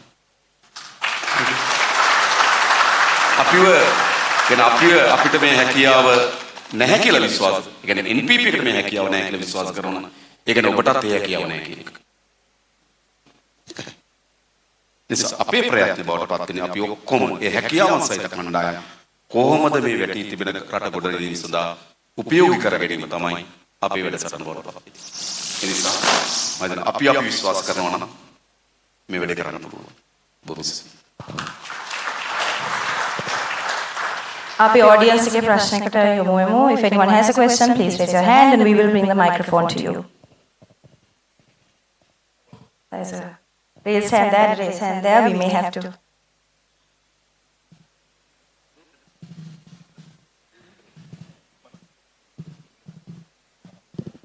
A bit of a long walk with the microphone.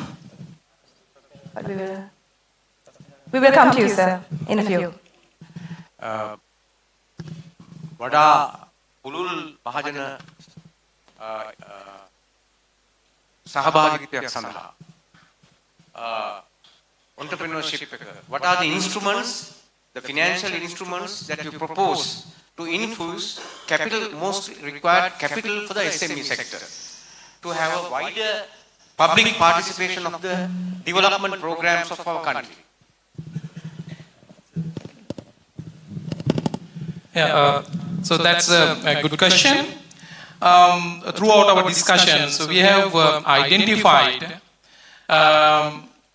when we analyze the failures of SMEs and other businesses, especially at the due to teething problems, this financing has been detached from the business plan. So the SMEs or other entrepreneurs will have to go after finance or most of the cases at very high cost, unbearable cost. If the cost of finance is very high, then you have to generate extraordinary ROI, return on investment.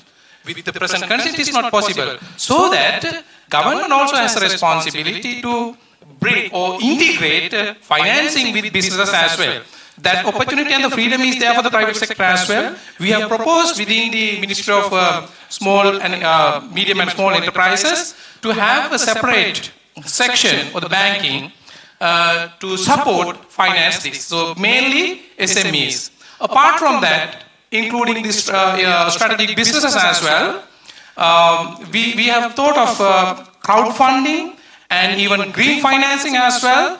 So where the possibilities are there not only within the local contexts, but also from the foreign context as well, since the entire world is facing, apart from the local issues, it is a fact that entire world is facing these climate change issues.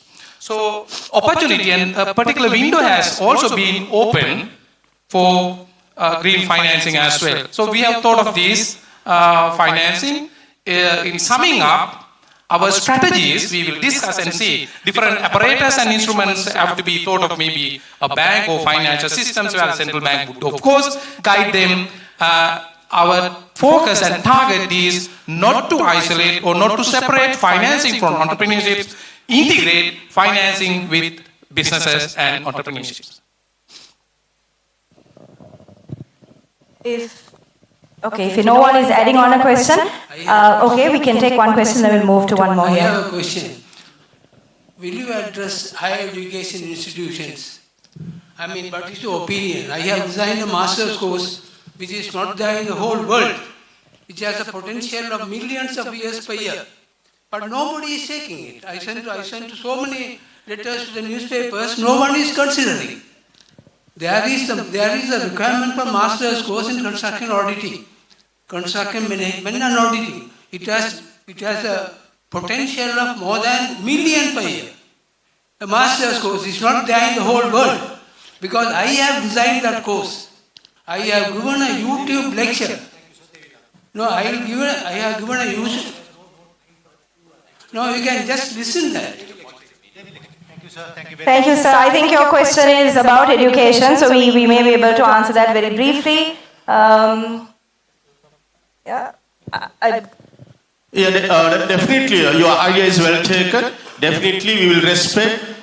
We need to, introduce new courses in the postgraduate sector. Definitely, we have to go with the moving world. So we need, we have to think about what are the new potential areas. Based on that, while organizing the industry, we have to organize the education areas. So simultaneously, we have to balance these two sectors together. Definitely, we'll take your idea forward. I'm going to move to a question that's here on the screen because I think this is a hot question also. The current government has put forward their plans to privatize some of the loss-making SOEs. Do you agree with that plan? If not, why? And how would you turn around those SOEs so as not to burden the state? And we leave that question also on loss-making SOEs. We know that there's a lot of conversation about particular organizations. Then,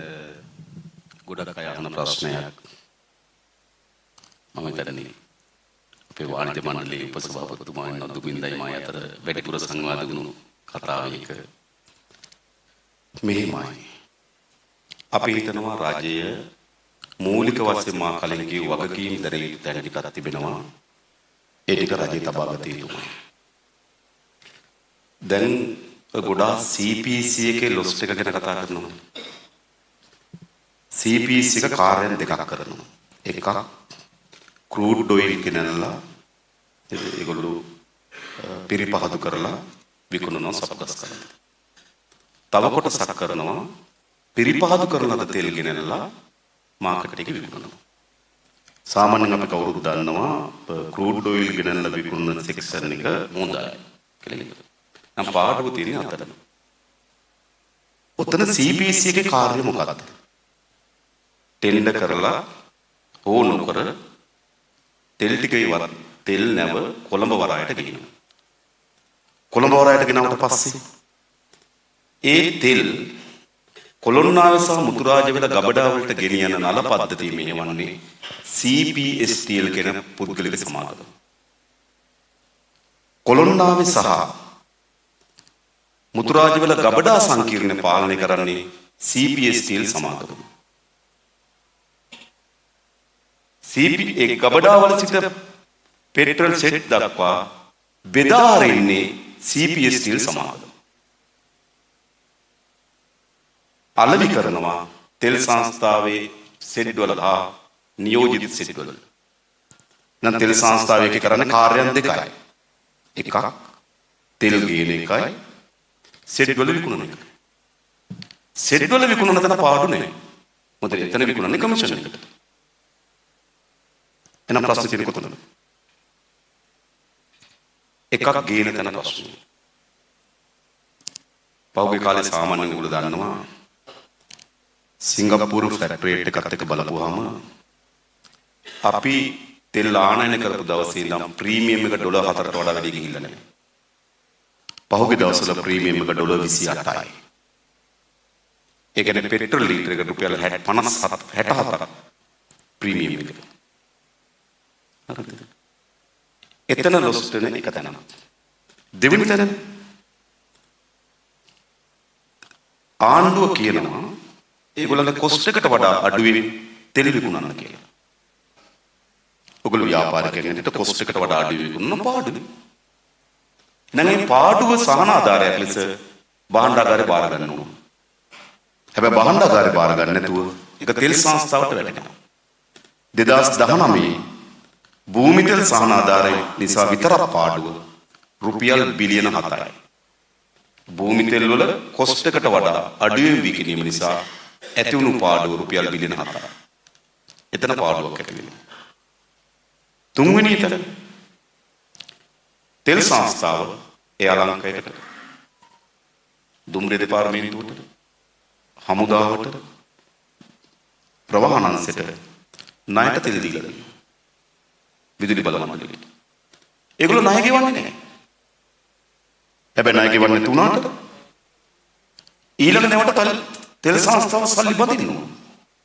සල්ලි බදින්න ලංකා බැංකුවෙන් සහ මහජන බැංකුවෙන් ණයට ගන්නවා.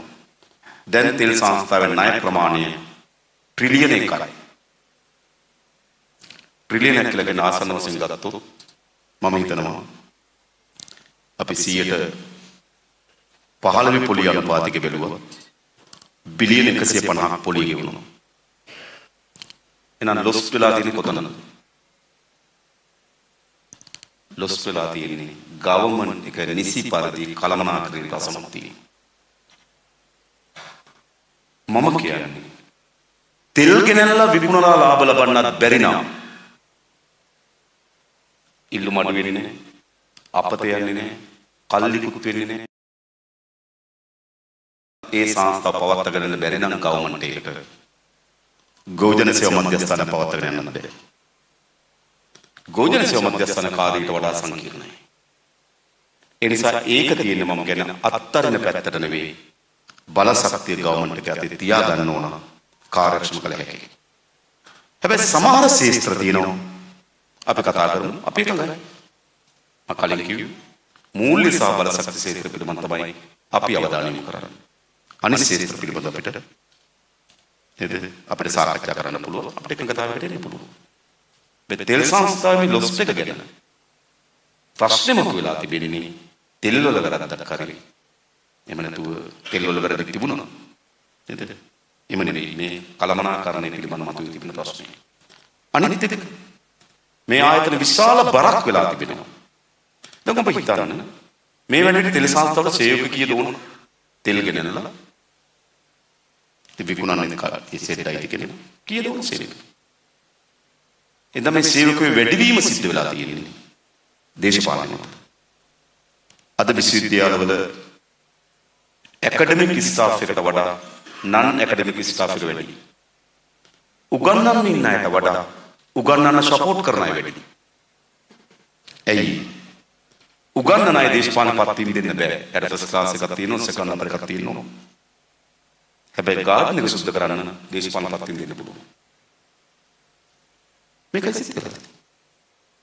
එනිසා මේ ආයතනවල පාඩුව තියෙන්නේ මම කලින් කිව්වේ මේ පොලිටිකල් කල්චර් එකේ ප්‍රශ්නයක්. මා කියන්නේ මේ සියල්ල ගවර්න්මන්ට් එක කරන්න ඕන කියලා. කතා කරමු. අත්තරින් ඕන තැන අපි අත්තරින් ලෑස්ති. හැබැයි අත්‍යවශ්‍ය තැන ටිකක් තියෙනවා අපි දෙනවා පවත්වාගත යුතුයි කියලා. ඒක තමයි අපි ස්ථාවර වෙන්නේ පිළිබඳව. I think we can move into one more question from the audience. Several questions, several hands raised at least. We'll take one question. And if you are, we encourage you to take a look at the QR code also. Hello, hi. Thank you. So my question is for Chaturang actually. So what is your view or rather plan in terms of introducing deep digital automation, digital transformation in terms of AI, blockchain and all this into the government service, as well as how you are going to handle the backlash when you introduce those services? Obviously the number of heads is going to be cut down from the government service, and how you are going to deal with the trade unions in that case. So, thank you for the question. I think even for any digital transformation, as I told, it's the vision of the leadership that matters. And first, there has to be process improvement, right? Before you digitize, there need to be a lot of process improvements we have to do to bring in productivity. So after that, only the digital transformation should take place. Otherwise, we would be digitizing waste as we go along. So what we would do in Jatika Janabalava government is we will do a process audit first to understand which are the areas that can be made efficient, which are the areas that you can use concepts like lean and productivity improvement and bring efficiency, and then to see what are the areas that we need to digitize. So there are practically proven areas that globally digitization has helped in governance, in again trying to service the customer. So whilst we do this, it will be a periodic assessment, and there will be periodically we would understand there are two things in this transformation. One is the digital literacy and the adaptation. We all know technology does not make change, but the mindset that has to get changed. So we will have to take from leadership to drive this change. And again, as we go along, there will be different requirements of human resources. It may be not the same competencies that we are having now. We might have to upscale. And if we have excess people in the processes, we will have to see how we can redeploy them in different processes that we will do in the governance, and over a period of time it will become efficient. It's not going to happen within 1 to 3 years, but the process we will start and the journey we will start as we take on power. I think is someone else going to add on? Okay, so අපි එහෙනම් ඊළඟ ප්‍රශ්නට යන් ඒකත් අපේ නිතර අහන ප්‍රශ්නයක් නිසා I think there are 36 of you who have liked the question, so many of you want an answer. අපිට ජාතික ජනබලවේගයට බලය ලැබුණා. There's one more question. Okay, so we'll take that and then come back to this. Good evening everyone. First of all, this question is to Mr. Anukumar Adesnayaka. I was not happy with the answer which you gave for the second question. We all confident on ourselves, but I don't want to invest in something which is not very clearly. If I'm coming to politics, if I don't know the exact candidates, I'm not ready to vote for them. Now as for Jatika Janabalawege, I only know few phases in the parliament. We can't change all 225 in the next election. So who are going to be your candidates? And how have you been chosen already, or you are going to choose this? And the second question, I'll finish it just less time. What do you think about privatizing the education, and are we planning to bring in any private universities into Sri Lanka, or are we keep on sending our dollars to foreign countries for them to earn it? Thank you very much. Okay, the questions are clear. මම හිතන්නේ අපේ අපේක්ෂකයන් සම්බන්ධයෙන් තමයි අර මූලික ප්‍රශ්න තිබේ. දෙවෙනි ප්‍රශ්නට ඊට වඩා ටිකක් පුළුල් උත්තරයක් ඒ මහත්මයා ඉල්ලනවා. මම හිතන්නේ අපි අපේක්ෂකයන් තෝරා ගැනීමේදී කරුණු කීපයක් සැලකෙන්න බාරයි. අවංකභාවය, විශ්වාසමත්භාවය, හැකියාව. ඒ මත තමයි අපි අපේ අපේක්ෂක තියෙන්නේ. ඉතින් සමහර ඒවා මැෂින් එකකට දාලා දත්ත ටික දීලා එළියට ගන්න බෑ. අපි වැඩ කරන්නේ මිනිස්සුන් එක්ක. අත්තරදී සිද්ධ වෙන්න පුළුවන්. මගේ හැරී සිද්ධ වෙන්න පුළුවන්. ඒක තමයි මිනිස්සු. හැබැයි අපි උපරිම උත්සාහ කරගන්නවා අවංකභාවය, විශ්වාසවන්තභාවය සහ ඒ ශේත්‍රය පිළිබඳ තියෙන හැකියාව. ඒක තමයි අපි ප්‍රධාන නිර්ණායකයන් බවට පත් වෙන්නේ.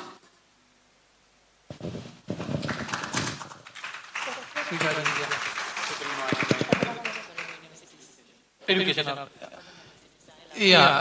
Regarding the question related to the education, whether we allow foreign universities or private education, of course, like I can give you a direct answer also, we don't have any hesitation of not allowing, so private sector is there. But to discuss about the premise, so what is the purpose of education? So education is a right. It has a cost. Sometimes there is a misconception about the education free. It is not really free. It has a cost. And what matters is how we bear the cost. Whether we individually bear the cost or collectively bear the cost. Since it is a right, the government policies we recognize this thing as a right, then there is another issue. If you do not have money, then even though it is a right, then under market mechanism, they will not be able to have the education. That's not right. So therefore, it is an utmost responsibility of the government to make sure that everyone has the access to education. It's a right. Yeah, but in obtaining the education, there may be different paths. It's the government responsibility. So as of now, we face a present situation where private sector is also operating. Then we let, okay, it would continue, but we know that if the private education is too much profit-oriented, it would think only about the profits, and it is very practical and obvious that they may disregard the other social aspects of this. So that is why the government needs to intervene in that, and the regulation, monitoring. We need to make sure that whether the right cost is charged, whether the assured quality is delivered, whether the competent outcome would be there, because at the end of the day, all those things are integrated. Our economic plan is integrated to the human resources. The human resources come out from this education. So in that regard, we do not, we allow the private sector also to operate like that with the government. But in the longer run, of course, again, the freedom is there. If you want, you can go abroad, you can learn. But the government's the policy is to ensure that everyone has a right to have a proper education, to be someone who can question the world. Chaturanga, you also. Yeah, I want to add one more thing to. චූට්ටක් මම එක පැහැදිලි කරන්නම් මෙහෙම. අපි හිතනවා අපේ රටේ සංවර්ධන මාවත තියෙන්නේ අපේ මේ මානව සම්පත දියුණු කිරීමේ. අපිට වෙන විශාල සම්පත් නැහැ. අපි අපේ රට ගැන ආඩම්බරයි. අපි ගොඩාක් සාහිත්‍ය ලියනවා. ඒත් අපි ඇත්ත ගියොත් අපිට තියෙන විශාලම සම්පත මේ මානව සම්පත. එහෙනම් මේ මානව සම්පත දියුණු කරන්න නම් අපේ වැඩ පිළිවෙලක් යටතේ ප්‍රධානම අධ්‍යාපනය. ඒක තමයි අපි ප්‍රධාන. එහෙමනම් අධ්‍යාපනය රජයේ වගකීම. අපි හිතන්නේ නේ තමන්ගේ පොකට් එකේ තරමට තමන්ට අධ්‍යාපනය ලබා ගන්න පුළුවන්ද බැරිද කියලා සමාජයක් යුක්තිසහගත සමාජයක් නෙවෙයි. තමන්ගේ සාක්කුවේ තරමට තමන්ට අධ්‍යාපනය ගන්න පුළුවන්ද බැරිද? ඒක යුක්තිසහගත නෙවෙයි. එනිසා රජය අවශ්‍ය අධ්‍යාපනය ලබා දීම සඳහා පූර්ණ වගකීම බාර ගන්නවා. හැබැයි කවර හෝ දරුවෙකුට තෝරා ගැනීමක් ලෙස පෞද්ගලික අධ්‍යාපනය ලබන්න ඕන නම් ඒකටත් අවස්ථාවක් තියෙනවා. ඒ තෝරා ගැනීම. ඒක යම් අපේ ප්‍රොෆෙසර් අනිල් කිව්වා වගේ යම් නියාමනයට ලක් කරන ලද පෞද්ගලික අධ්‍යාපනයක් තිබෙනවා. ඒ දරුවට ඒක තෝරා ගැනීමක් ලෙස. තව දරුවෙකුට අවශ්‍ය නම් විදේශගත වෙලා අධ්‍යාපනය ලබා ගන්න ඒ අවස්ථාවක් තියෙනවා. ඒතර අධ්‍යාපන ආකාර තුනකට පවතිනවා. රාජ්‍ය අධ්‍යාපනය, පෞද්ගලික අධ්‍යාපනය, විදේශ අධ්‍යාපනය. ඒ දරුවට අවශ්‍ය න තෝරා ගැනීමේ අවස්ථාව තියෙනවා. අද තියෙන්නේ පෞද්ගලික අධ්‍යාපනය තෝරා ගැනීමක් ලෙස නෙවෙයි. අද ගෙදර උකස් කියලා අධ්‍යාපනය දෙනවා. මම දන්නවා ගෙවල් වලින් පවුල් පිටින් එළියට වැටෙනවා. ඒක සාධාරණයි. එනිසා අපේ අධ්‍යාපන ප්‍රතිපත්තිය බවට පත් වෙන්නේ තෝරා ගැනීමක් ලෙස පෞද්ගලික අධ්‍යාපනය පැවතිය හැකි. තෝරා ගැනීමක් ලෙස විදේශ අධ්‍යාපනය ලබා ගත හැකි. හැබැයි අවශ්‍යතාවයක් නම් රාජ්‍ය අධ්‍යාපන ලබා දිය යුතුයි. මේක තමයි මූලික ප්‍රතිපත්තිය බවට පත් වෙන්නේ.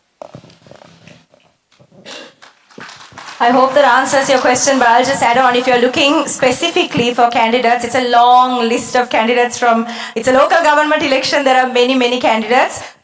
Most of who you're seeing today are part of our team, but if you want any further details, I'm sure we'll be happy to share those with you. Because it's such a long list it's such a big team, it might be difficult for us to name them all today, but you tell us where you're from, have a chat with us, and we're happy to share those details with you. So just adding that on before we move to this question, and this is, as I said earlier, a question that's constantly asked from us, and I'll translate it for everyone here.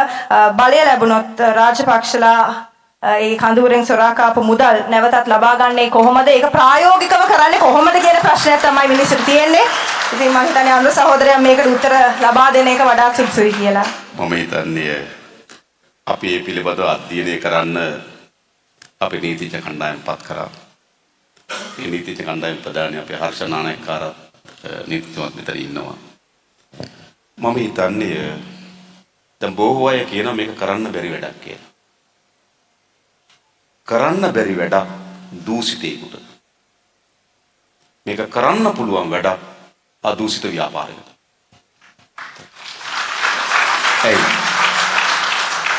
අපිට අපේ රටේ නීතියේ ප්‍රශ්නයක් නැහැ. අපිට මුදල් විසුද්ධි කරන පනත තියෙනවා. මුදල් උපයාගත්තු ආකාරය පෙන්වන්න බැරි නම් ඒ දේපල පවර ගන්න පුළුවන්. ඒ තරම් බලවත් පනතක්.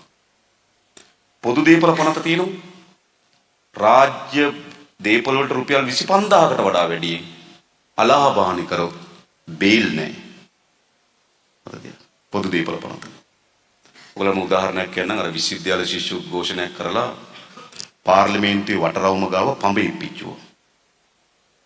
පොලිසිය නඩුව දැම්මේ පොදු දේපල පනතයට. පඹයා පිච්චීම නිසා පාරේ තාර වලට වුණු හානිය රුපියල් 75000යි කියලා. බේල් ලැබුණේ මාස 6කට. මොකද පොදු දේපල පනත. ඊළඟ තියෙනවා අල්ලස්සෝ දූෂණ කොමිසම සභාව පනත. සත්‍යමත් පනත. අපරාධ පනත. නිසා අපේ රටේ නීතියේ ප්‍රශ්නයක් නැහැ. තව අවශ්‍ය නම් මට මතකයි අල්ලස් කොමිසම හිටපු ජයමාන්න මහත්මයා. නේද අපි සරජයමාන්න. එතුමා විසින් අලුත් පනතකට අවශ්‍ය වෙන සාධකත් එතුමා ගොනු කරලා තිබුණා. තව අපිට නීතිය ශක්තිමත් කරන්න නම් ඒ නීතිත් දැනට සකස් කරලා තිබෙනවා. නීතිය අපි ශක්තිමත් කරන්න. ඊළඟ මේ නීතිය ක්‍රියාත්මක කරන තියෙන ආයතන අපරාධ පරීක්ෂණ දෙපාර්තමේන්තුව, අල්ලස් සුදුසුකම් සභාව අප විශ්වාස කරනවා මූල්‍ය අපරාධ ඒකකයක් අවශ්‍යමයි. පරිගැනීම නෙමෙයි. පොලිස් දෙපාර්තමේන්තුව ආරම්භ කරන කාලේ මත්ද්‍රව්‍ය නිවාරණ ඒකකයක් තිබුණේ. මත්ද්‍රව්‍ය ප්‍රශ්නයක් කෙනෙකුට මත්ද්‍රව්‍ය ඒකකයක් හදනවා පරීක්ෂණ කරන්න. පරිසර ප්‍රශ්නයක් කෙනෙකුට පරිසර ඒකකයක් හදනවා. එහෙනම් මූල්‍ය අපරාධ ප්‍රශ්නයක් වෙනකොට මූල්‍ය අපරාධ ඒකකයක් හදන්න ඕන. පොලිස් දෙපාර්තමේන්තුව ආරම්භයේදී එහෙම ප්‍රශ්න නැති වෙනකොට එහෙම ඒකක ඕනේ නැහැ. ත්‍රස්තවාදයේ තියෙන කාලේ ඒ ත්‍රස්ත විමර්ශන ඒකකයක් හදනවා. TID එක. ඉතින් ඒ පොලිසිය පළල් වෙන්නේ තියෙන ප්‍රශ්නත් එක්ක. මූල්‍ය අපරාධ තියෙනවා මූල්‍ය අපරාධ ඒකකයක් අවශ්‍ය අපේ රටට. ඒ නිසා අපි ඔය පෞද්ගලික ආණ්ඩු විසිරුවා හරන ලද මූල්‍ය අපරාධ ඒකක යලි පිටවනවා. ඒතර ආයතන තිබෙනවා. මම දන්නවා මේ ආයතන ගොඩක් ක්‍රියාත්මක වෙන්නේ ආණ්ඩුව මොන විදියටද හිතන්නේ කියන සාධකය මත. ආණ්ඩුව හිතන්නේ නිදහස් කරන්න නම් ආයතන හැසිරෙන නිදහස් කරන්න. මොකද ඒ නිලධාරිය හිතනවා මම නිකන් අමාරු වැටෙන්න උන්නේ. මොකද ආණ්ඩුව හිතන්නේ නිදහස් කරන්න. ආණ්ඩුව හිතන්නේ දඬුවම් දෙන්න නම් නිලධාරිය ඒ සඳහා වැඩ කරනවා. ඒ නිසා අපේ ගවර්න්මන්ට් එකක් මේ දීපල පවරා ගැනීම නම් කළ හැකියි. මොකද ආණ්ඩුවේ වමනාවේ ඒක බව ඒ යාන්ත්‍රණය තේරුම් ගන්න. ඊළඟ විදේශගතව තියෙන ධනෙ දැන් ලෝකයේම මේ මූල්‍ය අපරාධ ප්‍රශ්නයක් වඩපත් වෙලා තිබෙනවා. ඉතින් එක්සත් ජාතීන්ගේ සංවිධානයට අනුබද්ධව ස්ටා කියන ආයතන පිටවලා තිබෙනවා. ඔවුන් අපේ රටේ යම් අපරාධයක් පිළිබඳ නඩුවක් ගොනු කරලා තිබෙනවා නම් තාක්ෂණික සහායක් තොරතුරු ජාත්‍යන්තර මේ එක්සත් ජාතීන්ගේ සංවිධානයට අනුබද්ධ ආයතනයන් විසින් ලබා දෙනවා. ඒ විතරක් නෙවෙයි විශේෂ අවස්ථාවක් තියෙනවා අපිට. පහුගියද එක්සත් ජාතීන්ගේ සංවිධානයේ මානව හිමිකම් කොමිසමේ යෝජනාවට ලංකාවේ පළවෙනි වතාවට ඇතුළත් වුණා ආර්ථික අපරාධකරුවන් ගැන පරීක්ෂණ කරන්න කියලා. ඒතර එක ජාත්‍යන්තර පිළිගැනීම. ඒ සඳහා අවශ්‍ය සහාය ලබා ගත හැකියි. අනතුරුව ගත්තොත් ගොඩක් දීපල තියෙන තැනුත් අපි දන්නවා. හරිද? ඒ නිසා මේ වැඩේ කරන්න පුළුවන් වැඩක්. ලොකු සංකල්පයක් ගොඩනගමින් යනවා මේක කරන්න බැරි වැඩක් කියලා. මම කලින් කිව්වේ මේක කරන්න පුළුවන් මේ රටේ අදූෂිත දේශපාලන ව්‍යාපාරයකට අපි ඒ දීපල යලි පවරා ගැනීම සිදු කරනවාමයි.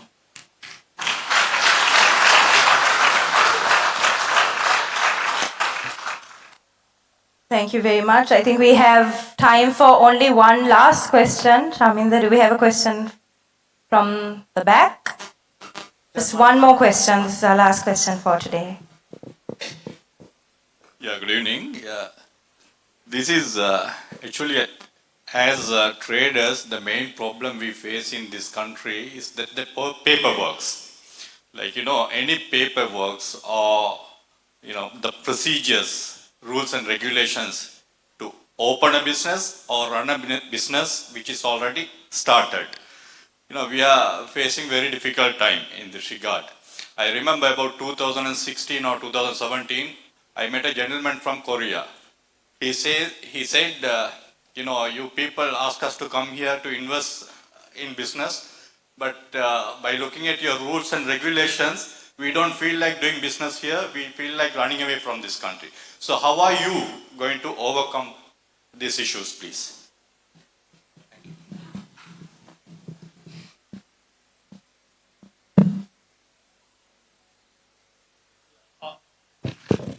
That's a very good, valid question. So, you know that now if you focus on the world, doing business index behind. So we know that, if you want to do a business or register business, not a local, even a foreigner, it takes long process. As you said, there are a lot of red tapes. But what we have discussed is, okay, we have to give that, comfortability for the order, because we really needs you. You are the people who could take this country. The government, what we are going to do is we would give you the direction. We would be lighthouses. We are not the destination. So we will give you the direction and the guideline. So what we need is, we need if you take like Malaysia, the Malaysia also had the same problem. If you take Rwanda, the Tutsi and the Hutsu, the two ethnic groups were fighting couple of decades back. Now we call the Rwanda is a miracle of Africa. How they have done it? By making more comfortable environment for private sector people to do business. So how they have done it? They call it one house policy. You could do all these business registration, you name it, they will do this within a one house. We could do that. If they can do that, why can't we do that? So if we give the right direction, I know that your people are comfortable and confident. We be confident on you. So we have the confidence on you. We know that. So we will make all these procedures by, as Chaturanga as well as Professor Anil said, okay, we will use the ICT technology, and also we will make a one house policy. That's in all your registration, all your approvals, we would done within a one house.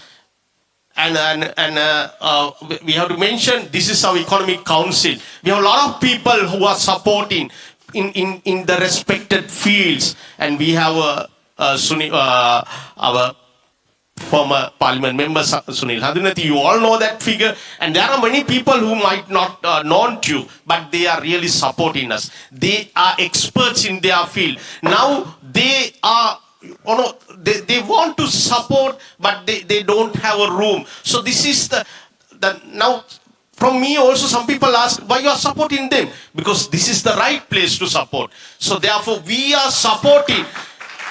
Yes, and another last thing I would like to want. We all, you talk to Professor Sita, you talk to Professor Anil, you name any person who are supporting us at the moment. We are there. We all have only one, goal. That is to make this country forward. We are here not to take anything from this party or from this country, but we want to give something for the country. That's why we are here.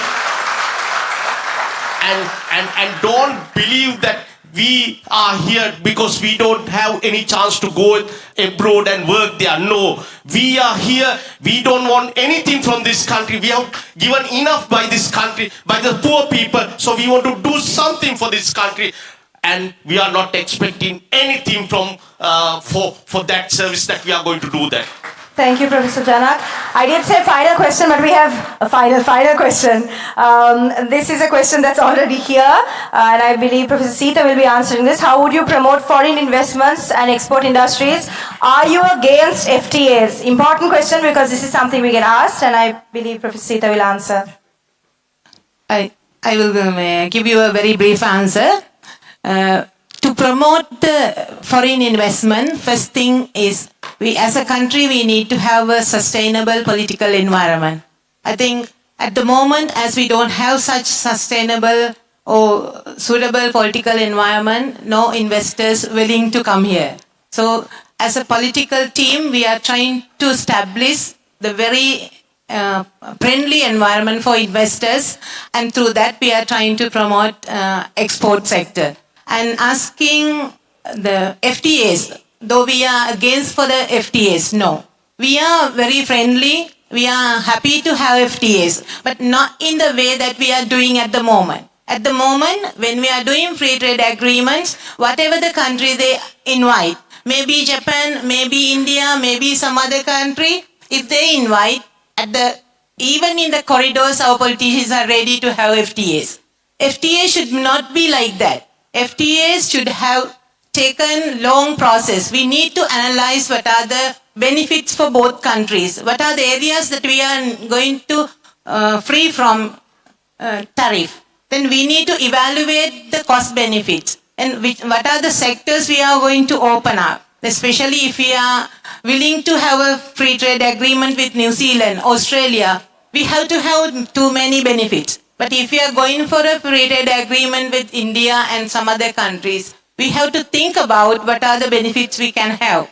Because larger country like India, if we are going for a free trade agreements, they are going to have the more benefits. Likewise, we have to evaluate very keenly what are the benefits. And we have to calculate using some softwares. Then we have to measure the benefits. Then only we can go for a free trade agreement. Not just with the political concern, but concern with the economic benefits. Thank you. Thank you very much, and we'd like to thank the panel also for taking the time answering those questions, because these questions are very important to you, our audience. Thank you for actually sharing so many questions, far too many questions for us to answer today, but we also will look through these questions and share our ideas. So these questions we will be answering. අපි web එකේ උත්තර දෙන්න බලාපොරොත්තු වෙනවා. We will take a little time to formulate these answers and come back to you. So please do check our website and we will have answers to this. We also have this card that I keep bringing up because it has email address biz@npp.lk.